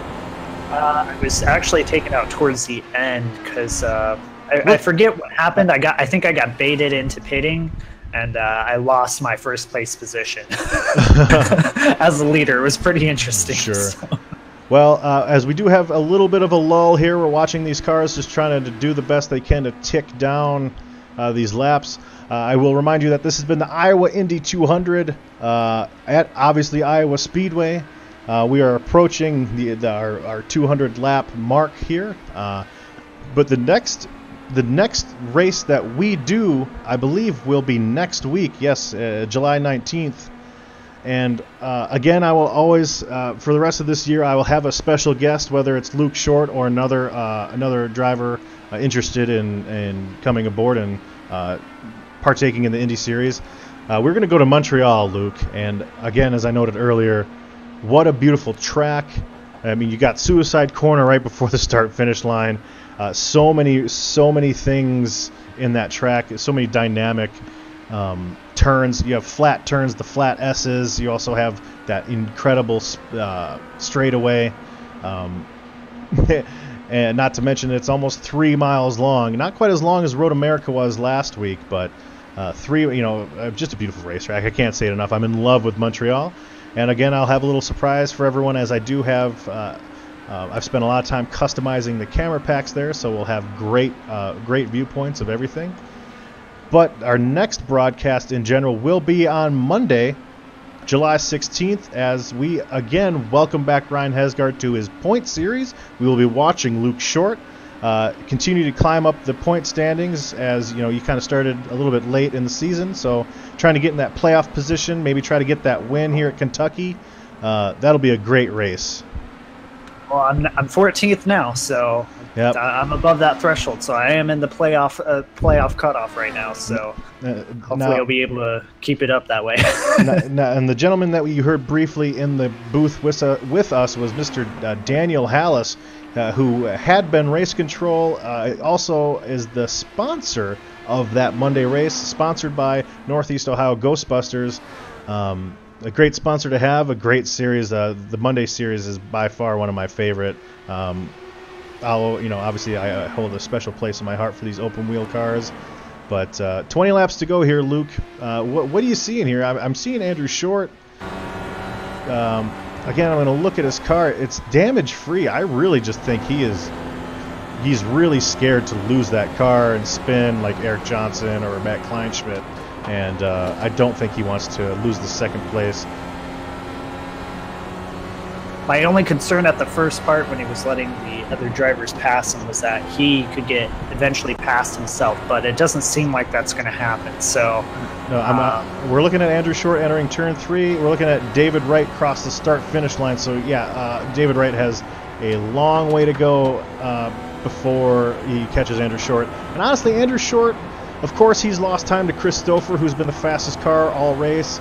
But, I mean, he's, since he actually let off the throttle and let people go, he's only lost 2 seconds to the leader. So I really think it was just after getting contact with Jeffrey Meyer, seeing all these other guys spin, I think he just wanted to run on his own. And I don't blame him, because, again, once you get hit and almost don't save it, and knowing that you can gain a few points on Matthew DePriest, who we're riding on board with now, he is guaranteed to finish 9th. He cannot go up. He cannot go down unless Casey Drake retires. He could go up. But this has been a huge momentum swing for Andrew Short, and maybe even for Matthew DePriest, as he has had some great luck this year, barely missing wrecks. At Mo Sports, there was actually 2 races in the same night where he was within inches of gaining considerable damage. So again, Matthew DePriest, his luck ran out tonight on what was a kind of a fluke incident involving him and Sal DeJaneiro. But Andrew Short taking advantage. Chris Stouffer, he doesn't care about either one of those guys, as he is out to a 10-second lead, and he is just. Luke, I mean, can you come up with any other describing words for the type of race that this man has had today? For the race that's been for Chris Stouffer, I mean, he's got it. That he everything that could go right today for him has gone right. He's there was only one portion of the race that was like, oh, maybe he may not keep his lead. When we saw Eric Johnson make that big run on everybody else and starting to gain all those spots and everything, but then just luck would have it, he what I'll say is net codes into Chris Stouffer's rear, and just basically a godsend for Chris Stouffer, because that incident right there helps him win the race, basically. As long as Chris Stouffer runs these last 10 laps here, we're at 10 laps to go. If he runs these last 10 laps fine, which it seems like he is, he's probably going to start slowing down here just so he, doesn't make any mistakes right now. He's got this race, and it's his, and he deserves it, because he's the one who raced the cleanest here. So. Now, as you're talking there, I'm starting to cycle back from the leader back through these guys here. David Wright and Jason Taylor, they are close, but it seems like Jason Taylor really hasn't been able to do much with David Wright. And, of course, David Wright showed earlier that the longer these runs go, the better he actually gets. We haven't talked about Spencer Tart much since you shared the fact that he was frustrated with being a lap down. One thing I do know about Spencer Tart is there are moments where that frustration, you almost see it in his driving, and it might have actually cost him a spot or two. He's definitely one of those drivers that wears his emotions on his sleeve. He's very passionate about auto racing in general. He's one of those. He's part of the youth esports series. Terrific driver. But again, I think he was better than 5th place, as he was running 2nd for most of the time there in the early stages of this race. Now, moving back here to Dustin Eichert, a name that we don't always call a lot in any of the series that he runs, just because he's such a quiet driver. He doesn't ruffle any feathers. He just goes about his business. Just outside of the top 5 today, Octavio Silveira, who's a Winona Road regular, having a great run. He'll have a top 10. Casey Drake, who, he was almost involved in several incidents. Talking about the Eric Johnson one, he was who Christopher was passing. And then again, the last car running is Matthew DePriest. Again, he's been basically running that yellow line for the last 200 laps, as he had that unfortunate incident. Now, for the last 5 laps here, Luke, obviously feel free to share any thoughts you have. I will be keeping my camera on Christopher unless there is a battle for position, as he is obviously deserved the camera time. I think this race is a great example of why, even though it is the Indy League race, when you come to these races, you have to practice. You have to be able to not practice just your fast laps, your hot laps. The hot laps, especially in short tracks, are not the end all be all. It's you're almost shooting yourself in the foot if you're only practicing a hot lap. And there's a we have a caution flag, but that might be the end of this race. I'm looking around here, trying to click drivers. It is Casey Drake. Oh, that's very unfortunate. We just spoke to him about how he's having a clean race, narrowly missing several incidents. Look here, he's trying to maybe let David Wright go on the outside. He's slow. He's letting other drivers pass, and you know what? He probably hits the gas, but he's still on that apron, and that causes the yellow. But I don't think these guys will be going back green. I think that is the race, Luke. Yeah, that's going to be the race. Congrats to Christopher, as far as that's concerned. But I'll go ahead and finish my point. Before we get to the checker here. Practice your tracks. Practice short tracks. If you know your race is going to a short track like Grand National Series, you guys are going to be at New Hampshire, coming not this week but the following week. Do not practice just your hot lap. Make sure you know what you're doing for those long runs, because once you get because those are long runs. If DRL continues to run those green flag runs on the shorter tracks and the 1.5 miles, you got to practice for the long runs in this league. Otherwise, you're going to be hurting really bad. Kind of like I'll point out Aaron Drew Short, because I feel like he may have not practiced the long run. And that's why he had so much trouble. And the really only reason he's at 2nd right now is just for the fact that he got lucky with the yellow flag. Oh, easy with that word. Some people call it luck. Some people call it strategy. I'm gonna call it luck. I mean, the strategy as far as pitting early, that was totally on Spencer Tart, following Matt Kleinschmidt and the others who followed him also. You should mirror. My number 1 rule is to mirror what the leader's doing as far as pitting is concerned. If you're behind and you're wanting to get first, especially here in the Indy Series, because you gain so much time on those fresh tires. Yep, that is absolutely true. So, but as far as Andrew Short, he had no idea that was going to happen. So that's why I call it luck. Well, so it's not a slight to him whatsoever. It's more just he just happened to be in the right place at the right time, and that's where he got to where he was. Well, and sometimes as a driver, you earn that by being clean and things of that nature.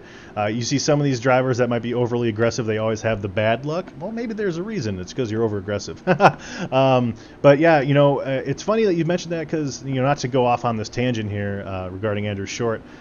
Even at Texas, he seems to be the type of guy that does stay out way longer than anyone else, whether it's a fault or not. Today, he is rewarded.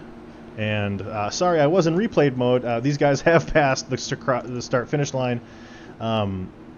Congratulations, Chris Stouffer. Congratulations, Andrew Short. David Wright, who he's the type of guy that was really looking for a momentum change. He needed a top 5 in any series. Jason Taylor, we'll be speaking with him, and Spencer Tart, again, another top 5 added to his enormous amount of top 5s that Spencer Tart's already gotten this year. I do believe he's still winless, but again, if you keep getting those top 5s, that just means that you're giving yourself an opportunity. So we will be interviewing the top 5 guys, the top 5 finishers, as we will follow. Apparently Spencer Tart is extremely excited about that top 5. We are following Chris Stouffer here as he will burn him up.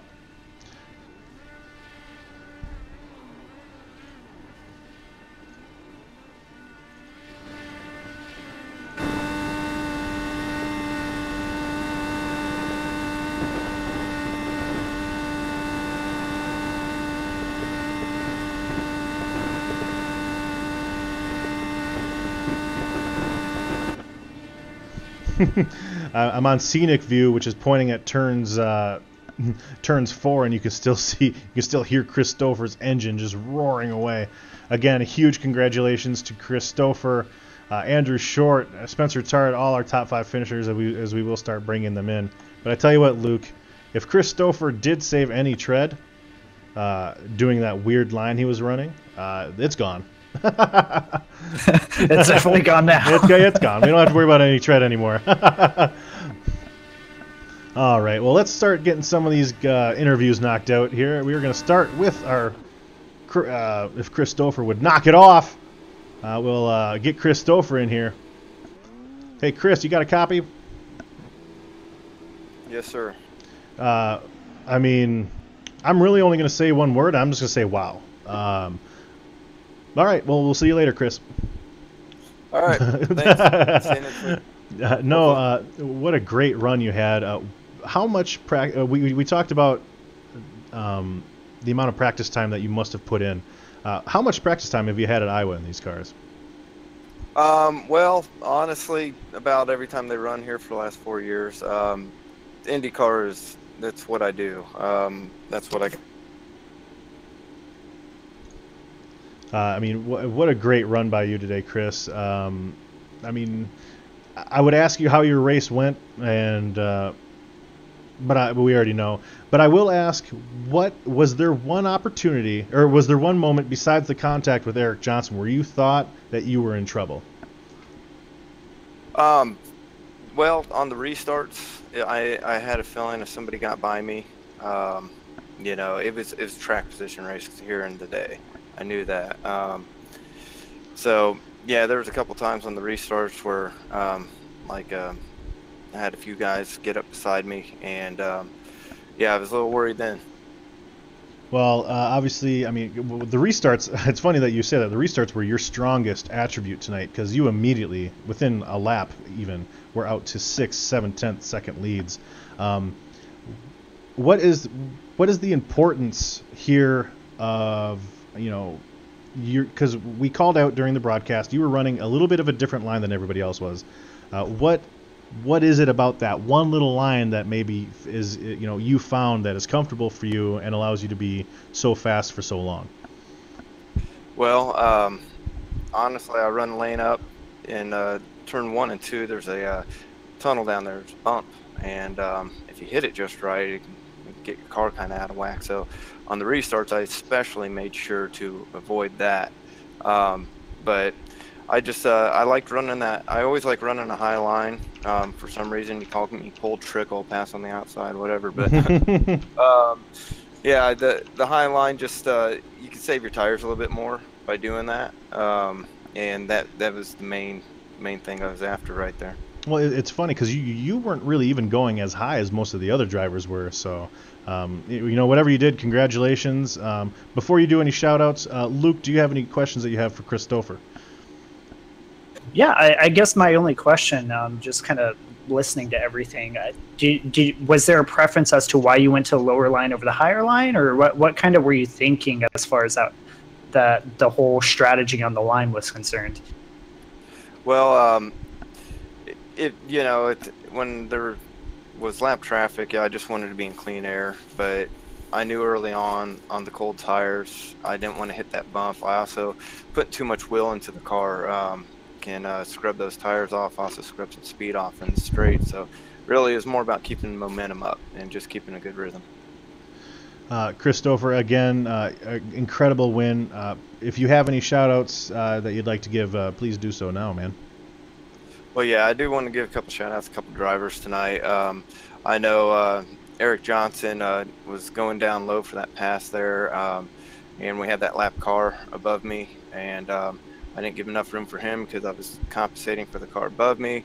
I was also on about 60 lap old tires right there too, so it was, just trying to hold on to it all at the same time. So I want to apologize to him for that. Ryan for getting the pole and then having those connection issues, man, that sucks. I would have liked to see him out there racing with me for sure. Yeah, I mean, I didn't, I would have liked to have somebody out there to challenge me, and he was definitely he out-qualified me for sure. So it's a bummer that happened to him. Well, and another driver that lost their car early on in the race was Jonathan Schwartz, who you and I mentioned during the race that you and him had that weird race at Milwaukee Mile. But yeah, anytime you guys come out here, you put on such a great show, Chris. Again, hopefully we see you next week at Montreal, and you may not be able to win a championship, but this is your third win, I think, in 7 tries. So obviously that's a great ratio to have, Chris, and we're lucky to be able to watch your race. So have a good evening, sir. Well, I thank you for all those kind words, and next week should be a lot of fun. Hopefully I can keep it out of the wall. You better savor those kind words, Chris. I don't use them often. I'm just kidding. I'm just kidding. Anyway, Chris, great race, and we'll see you next week in Montreal, hopefully. Yep. Thank you. Before we bring in Andrew Short, let's just go ahead and just say Chris Stouffer, he's won at a short track. He almost won at a weird Milwaukee Mile. He won at Most Sports, which is a really tight road course. He won at Road America, which is a really fast road course. So obviously Chris Stouffer has got these cars figured out. He can win anywhere. So it wouldn't be surprised to see us interviewing him next week there, Luke. So obviously Chris Stouffer has got these cars. Hey, Andrew Short, you got a copy, sir? Yes, sir. Well, you definitely played the strategy right. Me and Luke, we had several theories on how you were running your race. Obviously, you noted before the race you were going to be conservative because it is Iowa. It's susceptible to wrecks. Took out a lot of good cars. But you were able to maintain a clean car, I believe. So what kind of led us into your strategy a little bit? The strategy was I definitely intentionally missed pit road, and then I knew that caution was going to come out and lap everybody. So what a great strategy! No, that was luck. Everything was luck. Thank you.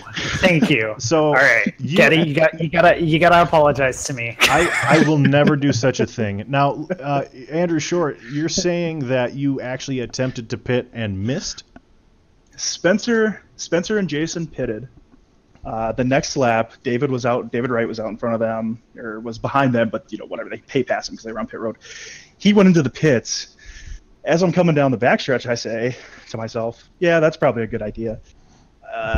Conflicted with myself for whatever reason. I dropped down and then was going way too fast. I was like, well, I'll get it next lap. Got to turn 1 and 2, and the caution came out. Wow. Well, again, yeah, definitely planned that perfect, and it was planned for sure, Luke. So shut your face. Definitely, yeah. I know that's Definitely planned. what a great strategy call. Well, hey, man. Uh, Regardless, you needed this type of race to maintain Yes. pace with Matthew DePriest. What went through your mind? Of course, you never want to see a competitor have a bad race. Blah blah blah blah blah. No, that's But what went through your mind when you noticed Matthew DePriest was way down on power and you were still in the race, about to have a good finish? let's talk about Matt DePriest, man. Talk about the unluckiest lucky guy. He gets taken out. The one guy's pedal broke, and he just floored it straight into him. He runs 185 laps at, we'll say, 80% power. And I think he got 8th. Yeah. Again, no. Matthew DePriest is lucky still because he could have finished way worse. You're right there. But man, he drove a great race. Obviously, Chris was the class of the field, and once I saw that we had a lap up, I was pretty content with the top 5. Let those guys by. Chris obviously did his thing. Holy cow! And my strategy was finish the race. I got some luck in there. Wedged in there along the way. I think some guys around me. We've all had luck in a race for sure. That is, it's not illegal for you to have luck because it seems like you don't. Sure. So now that you finally had some, don't expect some. You don't expect any more. Again, Andrew Short, a great race, a very conservative race, and one of the it worked. So we'll let you have this opportunity to give out any shout outs that you might have. Yeah, sure. Shout out to you guys for putting on the broadcast. Great job as usual. Shout out to Eric, keeping the league going. Oh, shout out to my wife, Kirsten, who lets me spend 2 hours every Thursday down here with you guys. And, man, the whole DRL crew, you guys rock. Awesome. Well, that's great. And, I know you're an Indy regular right now. I might have the insider information that if you stay here next year, you'll move on and start joining us with the ovals. Until then, Andy, hopefully we see you next week at Montreal because I know that's a track that you might like a little bit. Yes, sir. One of my faves. So we'll see how it goes. If Chris is there, though. Awesome. Yeah. Good luck. Yeah. He has proven that he belongs here. But so have you because you finished second. So you were you were the second fastest person here today. That's true. I don't know about fastest, but I was definitely the second person. All right, Andy. Well, it was a great race. Hopefully we can have a couple more races like this and get some drama going for that points lead. Yes, sir. Awesome. Thank you, Andy. All right, and that was Andrew Short. Again, he is second in points. As we're going to try to bring in David Wright here. Andy's second in points. He's chasing Matthew DePriest, but he made a little bit of a dent today in that lead. Hopefully he can maintain that going forward. As for our third place driver, again, as I mentioned earlier, David, welcome to the booth. You were the driver, you and Eric Johnson, besides Chris Stouffer, you guys impressed me so much with how at the end of that green flag run, how much faster you were. I mean, what was your secret? Well, I was a fun track, no matter what you drive, whether it's a truck to an Indy car, and it's very abrasive no matter what you drive. So I just found that the high line was working on 3 and 4 and just put a lot of speed coming off. And as a matter of fact, I picked that up from watching the real cars, though, the weekend run there. Yeah, that was a great race too, wasn't it? It really was. Again, you and it's funny because as you and Eric Johnson almost nose to tail slicing through the entire field, or what was left of it at that point, and then obviously you didn't get the luck. Do you think had that stayed green, and of course you never want to entertain hypotheticals, but if that would have stayed green, David, do you think you would have won tonight? Honestly, I don't know. There was such a large gap.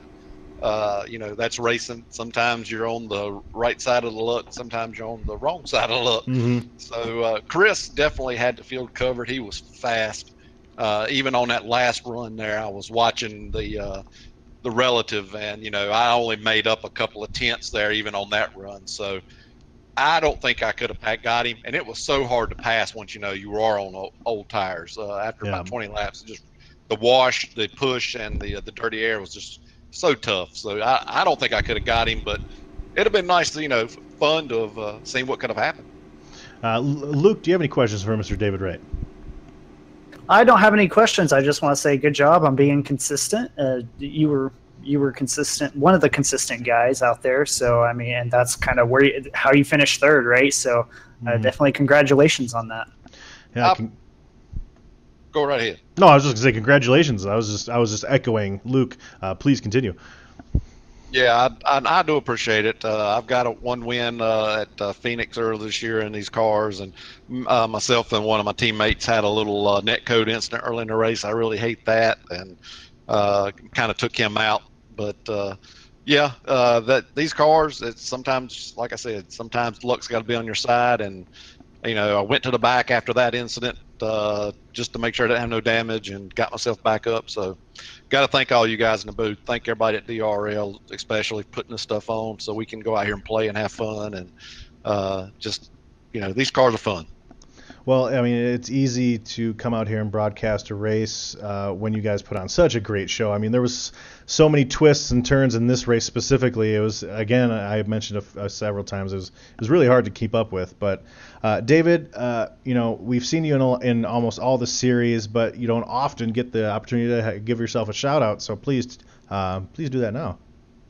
I got to thank Joey at Triad Computer Works. He's not really on this car. He's on my others, but got to thank him. He kind of keeps the rig running for me when there's something breaks down. And again, thanks to everybody in the booth that puts these on, and for DRL for putting the leagues on. So it's great racing. It definitely makes you a better racer coming out and running week in and week out. And I don't get to run every week like I want to, but definitely makes you better running with these guys. Awesome, David. Well, again, if Luke doesn't have anything else, David, have a great rest of the week, and then hopefully we see you next week, in one of the series, more specifically this one at Montreal. Yeah, I'll see you next Thursday. I don't know how it'll go. I'm not good on them lefts and rights, but I'll give it a go. You know what? As long as you're out there trying, obviously you're getting better, which is something that you just mentioned. So, can you remind me real quick what team you were a part of so I can put you down in that chat channel? Sure, I'm part of. Got to give a shout out to them boys, the Dysfunctional Patriots. The Dysfunctional Patriots. It's basically Dysfunctional Patriots or S2R, or you're just a nobody in this league. There's a good rivalry, Bruce, especially in the Xfinity or Grand National Series. I know for sure. Yeah, I can feel the tension in the broadcast room between you and Luke. I can feel it right now. Just extreme tension right now. I can't contain myself. All right, David. Well, again, great run. Again, you didn't get the luck, but you still got a third place finish, so it's kind of hard to be too mad. So we'll see you next week at Montreal. We'll see you next week in Montreal, and y'all take care. Thank y'all. Again, David Wright, he's had a lot of impressive runs, and he had that incredible win at Phoenix, passing. He did something that not a lot of people do, which is passing Anthony Burrows with a few laps to go. Not a lot of people can say that they did that, and he did it. I believe he did it on the outside, too, so a great run by him. As we were going to pull in Jason Taylor here. Jason Taylor, you got a copy, sir? That's me. Jason Taylor, again, you were pretty quiet. It seemed like you were being maybe conservative, or maybe didn't have the best handle on the track today. But you still you get a fourth place finish, which you can never complain there. So tell us kind of a little bit more about how your race went. Well, I started kind of in the middle back area, and I know this track has a tendency to kind of wash some drivers out, and I just wanted to be as safe as I could. I had a little scary incident, where the car checked up on the outside, and I thought, hey, these road gremlins are going to get me today. But unfortunately, I was having a really good run. I felt pretty good when I came into pit. It's just bad luck to get stuck behind the race leaders, even though I picked up a position or two. Mm-hmm. And I could not catch. I was trying my best, and I knew on that last pit I had a little too much fuel, and I didn't think it was going to get me there, and I was just trying to hold a steady position, just finish out as best I could on fourth. So well, again, Jason, I can say that the fact that you finished on an oval, and the fact that you got another top 5 is probably almost a win for you, because you're another driver who, especially since the Indy 250, your luck has not been great. So I know you got to feel a little, feel like maybe this helps get a little momentum going forward as we approach Montreal. Tell us a little bit about your relationship with Montreal. Well, I'll be finding out soon. I don't know if I'll actually be there for the race. Okay. If I'm not, Okay. We'll see what happens next week. But yeah, I'm usually an oval guy, and it just seems like my luck has been with the road courses, and I just yeah, ran you into, certainly fooled me, because I know you were one of the guys that were keeping up with Matthew DePriest and Brandon Dalton at the beginning of the year, and then anytime you went to an oval, it seemed like you were just always in the wrong place at the wrong time. But hey, Luke Short, if you're still here, buddy, do you have any questions here for Jason Taylor? No, I don't. Just congratulations on finishing 4th. Mm-hmm. Thank you. Adding, adding another top 5 to his total here. So I mean, in 11 races, you still have in 11 attempts, you still have 5 top 5s, 6 top 10s. That's obviously a great resume still, but it's weird knowing that it could be a lot better because of some of the luck that you've had on these ovals. But Jason, if you'd like to take this opportunity to give any shout-outs to anybody that might be watching.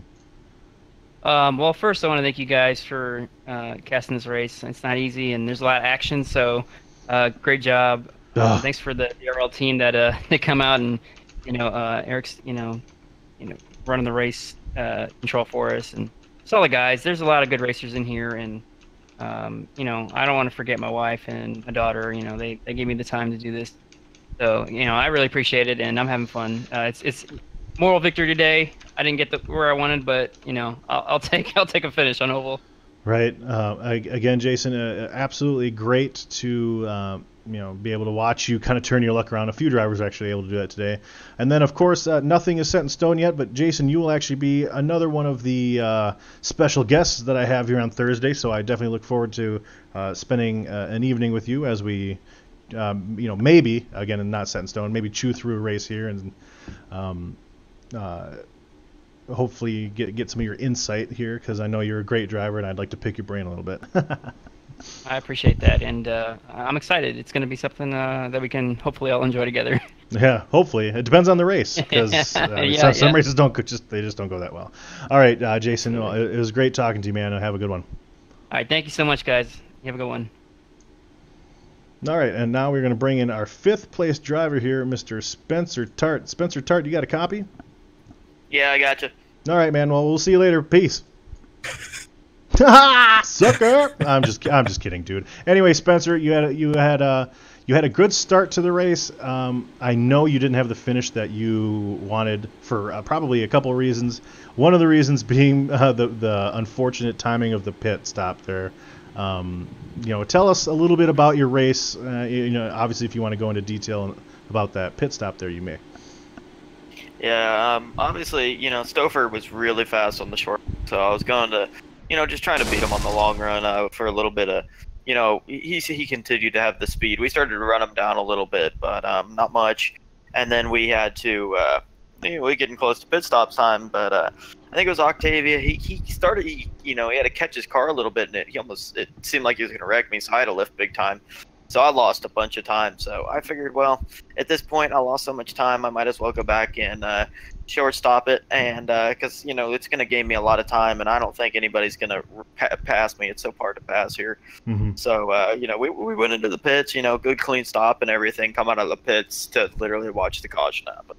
So that was just extremely aggravating, and then you're 2 laps down, so there's really nothing you can do at that point except just ride around. So really disappointing finish, but top 5, I guess it's not terrible, but we just ran around the last 60 laps, just literally not even not even trying. There's no reason to run for 5th. I could care less about getting 4th. So I just, if I can't win it, I'll just stick where I am. No reason to race at that point. Well, obviously, I know you're not all about the consolation prize, but honestly, in 7 attempts here in this Indy series, which has been so tight, has been so competitive, you do have 3 top 5s, you have 4 top 10s, which I would consider a great resume. you know, we mentioned, you know, that obviously luck hasn't been on your side lately so much, but you still have to feel a little lucky that you were able to, you know, scrape out a top 5, because obviously we saw a lot of good cars get lost to damage today. So normally that's kind of your MO, Spencer.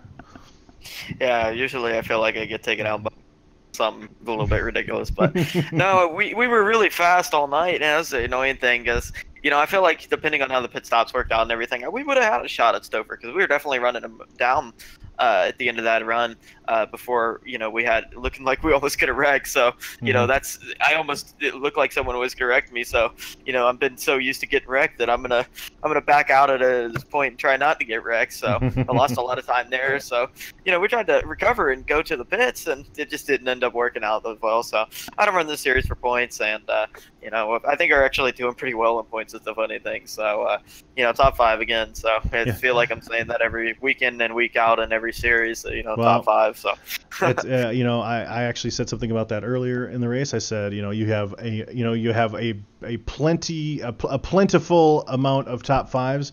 It's just a matter of time before you get that win, Spencer. And when you do, I know there'll be you know, you've got S2R and everyone behind you that'll be rooting for you. And speaking of that, obviously, do you have any shout-outs that you'd like to give? Yeah, I definitely got to thank SE Race and S2R Race, and without them guys, you know, I wouldn't be where I am. I got to thank all everybody, all the admins of DRL, all the broadcasters, everybody that makes this possible. Without everybody, we just wouldn't be able to run this series the way we do. So, you know, it's a good time to come out here, and you know, we get some really good drivers in here, really fast drivers. So, you know, we enjoy it. It's a good time. Awesome, Spencer. Luke, do you have anything for Spencer Tart here? Nope, you're bad, and you should feel bad. No, nope, awful. I guess awful. Shame to S2R. No, so I guess I have a question for you. It's kind of going back to the very beginning of the race. What do you think it would have been different if Hesgaard didn't spin in? Well, first, his wife didn't unplug his router, and then second, that he spun out. I don't think he would have been able to catch 9 laps up, but do you think it would have been any different if he was actually in that front race? I have no idea, to be honest with you. He definitely had speed in practice. Everybody had a lot of speed in practice. Definitely the clean air tonight would have been key. So if he could have started up front, I don't think anybody would have passed him, to be perfectly honest with you. Awesome, Spencer. Well, again, we appreciate your time. You've been doing a lot of interviews lately. Not for the victories, but for all the top 5s. Again, as I said earlier in the race, if you keep finishing the top 5, that just means you're giving yourself a great opportunity to win. And you know, hopefully we'll see you in this series in the near future. It seems like you've kind of been running like almost every other race, but also, good luck, as we mentioned earlier. You know, you're part of that youth series, and good luck going forward with that, and hopefully you continue to find success there. Yeah, we're definitely having a good run there, sitting 19th in the world right now. So sitting in playoff contention, we've only got second and third. So. In the world right now. God. Anyway, just kidding. You can tell it's the end of the broadcast. I'm getting a little cranky. I need my crackers. Yeah, Getty's getting moody. Awesome, Spencer. But you know what? Honestly, it was a good run, and I know obviously when you were coming out of the pits and you saw Matt Kleinschmidt spin and you saw Eric Johnson spin, I'm pretty sure you knew immediately that your race kind of was called right there. So yeah, I saw him coming back on the dub. Like, please, just don't come back on the track. Don't throw the yellow. No, once the caution came out, there was definitely more than one expletives that were coming out of my mouth. So right, it was a good race, but it was all right. Well, awesome, Spencer. Thank you again, and we will see you. You know, the next time we see you. Yep, see you. Do you want S2R or SE Racing as far as chat goes? Oh, he's going to do it himself. He's a big boy. Luke, again, I can't thank you enough for joining me here today in Iowa. I think we had a seamless broadcast as far as connection and stuff goes, so I got a little lucky. Again, huge shout out to Chris Stouffer. If we didn't have somebody that led all the laps, we do now. Chris Stouffer led 200 of 200 laps here at Iowa Speedway. Luke, do you have any closing remarks? No, I just want to say great racing to those who were able to finish the race. For the rest of y'all, you all need to practice more. and I guess not Iowa since that's over, but make sure you're practicing your tracks before you get on the road. It's even though it's Indy League and the points are kind of whatever, you still need to practice. Otherwise, you're going to have a cranky day for the rest of the day. You're going to be like Getty when he needs his crackers. So, yeah, I need my crackers. But no, great race. Actually, very fun to keep up with all the action. It's probably the most action I've had to keep up on as far as spectating a race is concerned. So. Yeah, there was a lot of again. It seemed to be where there was one thing, there was three things. So, great job, great broadcast tonight. Thank you again for helping me. Keep eyes out, and again, anytime you were able to squeeze a word in, because again, I don't stop talking ever. Great insight, Luke, and hopefully we'll see you back here before the end of the season. Again, if we didn't mention it already, we have 7 races left after Iowa, I believe. So still plenty of racing left, and especially with Andrew Short chewing out of that lead that Matthew DePriest had a little bit, things can start to get interesting.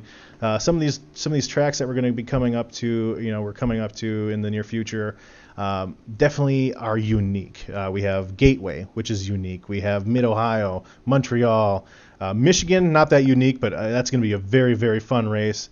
Probably a great turnout. Pocono, obviously unique because it's a giant triangle. So a lot of great racing, you guys, heading your direction here on DRL TV. Again, if you liked what you saw tonight, if you like this series, if you like stock car racing, or if you're a fan of one of the over 100 drivers that we have, hit the subscribe button on YouTube. That's where we exclusively stream right now. You'll be notified anytime we go live. We go live most of the time, 4 times a week. It's like 10 plus hours of live race coverage. Great racing, great drivers, as you saw tonight. So, again, thank you, the fans. Thank you to the sponsors. This series isn't sponsored, but we do have 3 others that are. Molnar Automotive, the Northeast Ohio Ghostbusters, and then the Winona Road. If you're trying to sponsor a race specifically or an entire series, there's a website in the description below. Click on that. You can contact James Pandolf, and he will have a fruitful conversation. Again, here's the list of all the people involved in kind of the inner workings of the league. Again, we have over 100 drivers, 4 leagues. It takes a team to get it done, and again, I always throw a little special shout out to Jordan Gonzalez and Martin Wenzel. Right now I'm clicking on graphics, and they make them. I don't do any of that. So huge shout out to those guys. They're geniuses. They make this look incredible. So again, Luke, is there anything else that you want to say? No, I just want to say look forward to coming back to DRL TV. Make sure you do subscribe, like Getty said. We'll be back for Monday, and I'm excited. It's at Kentucky. It's going to be an interesting race. Absolutely. This has been the Iowa Indy 200, all 200, led by Christopher, our winner tonight. The next race next week will be Montreal, and again, as Luke mentioned, we're going to Kentucky. This has been a great broadcast. I'm Getty Buckner. Joined with me tonight, a special guest, Luke Short. Thanks for tuning in, guys. This has been DRL TV.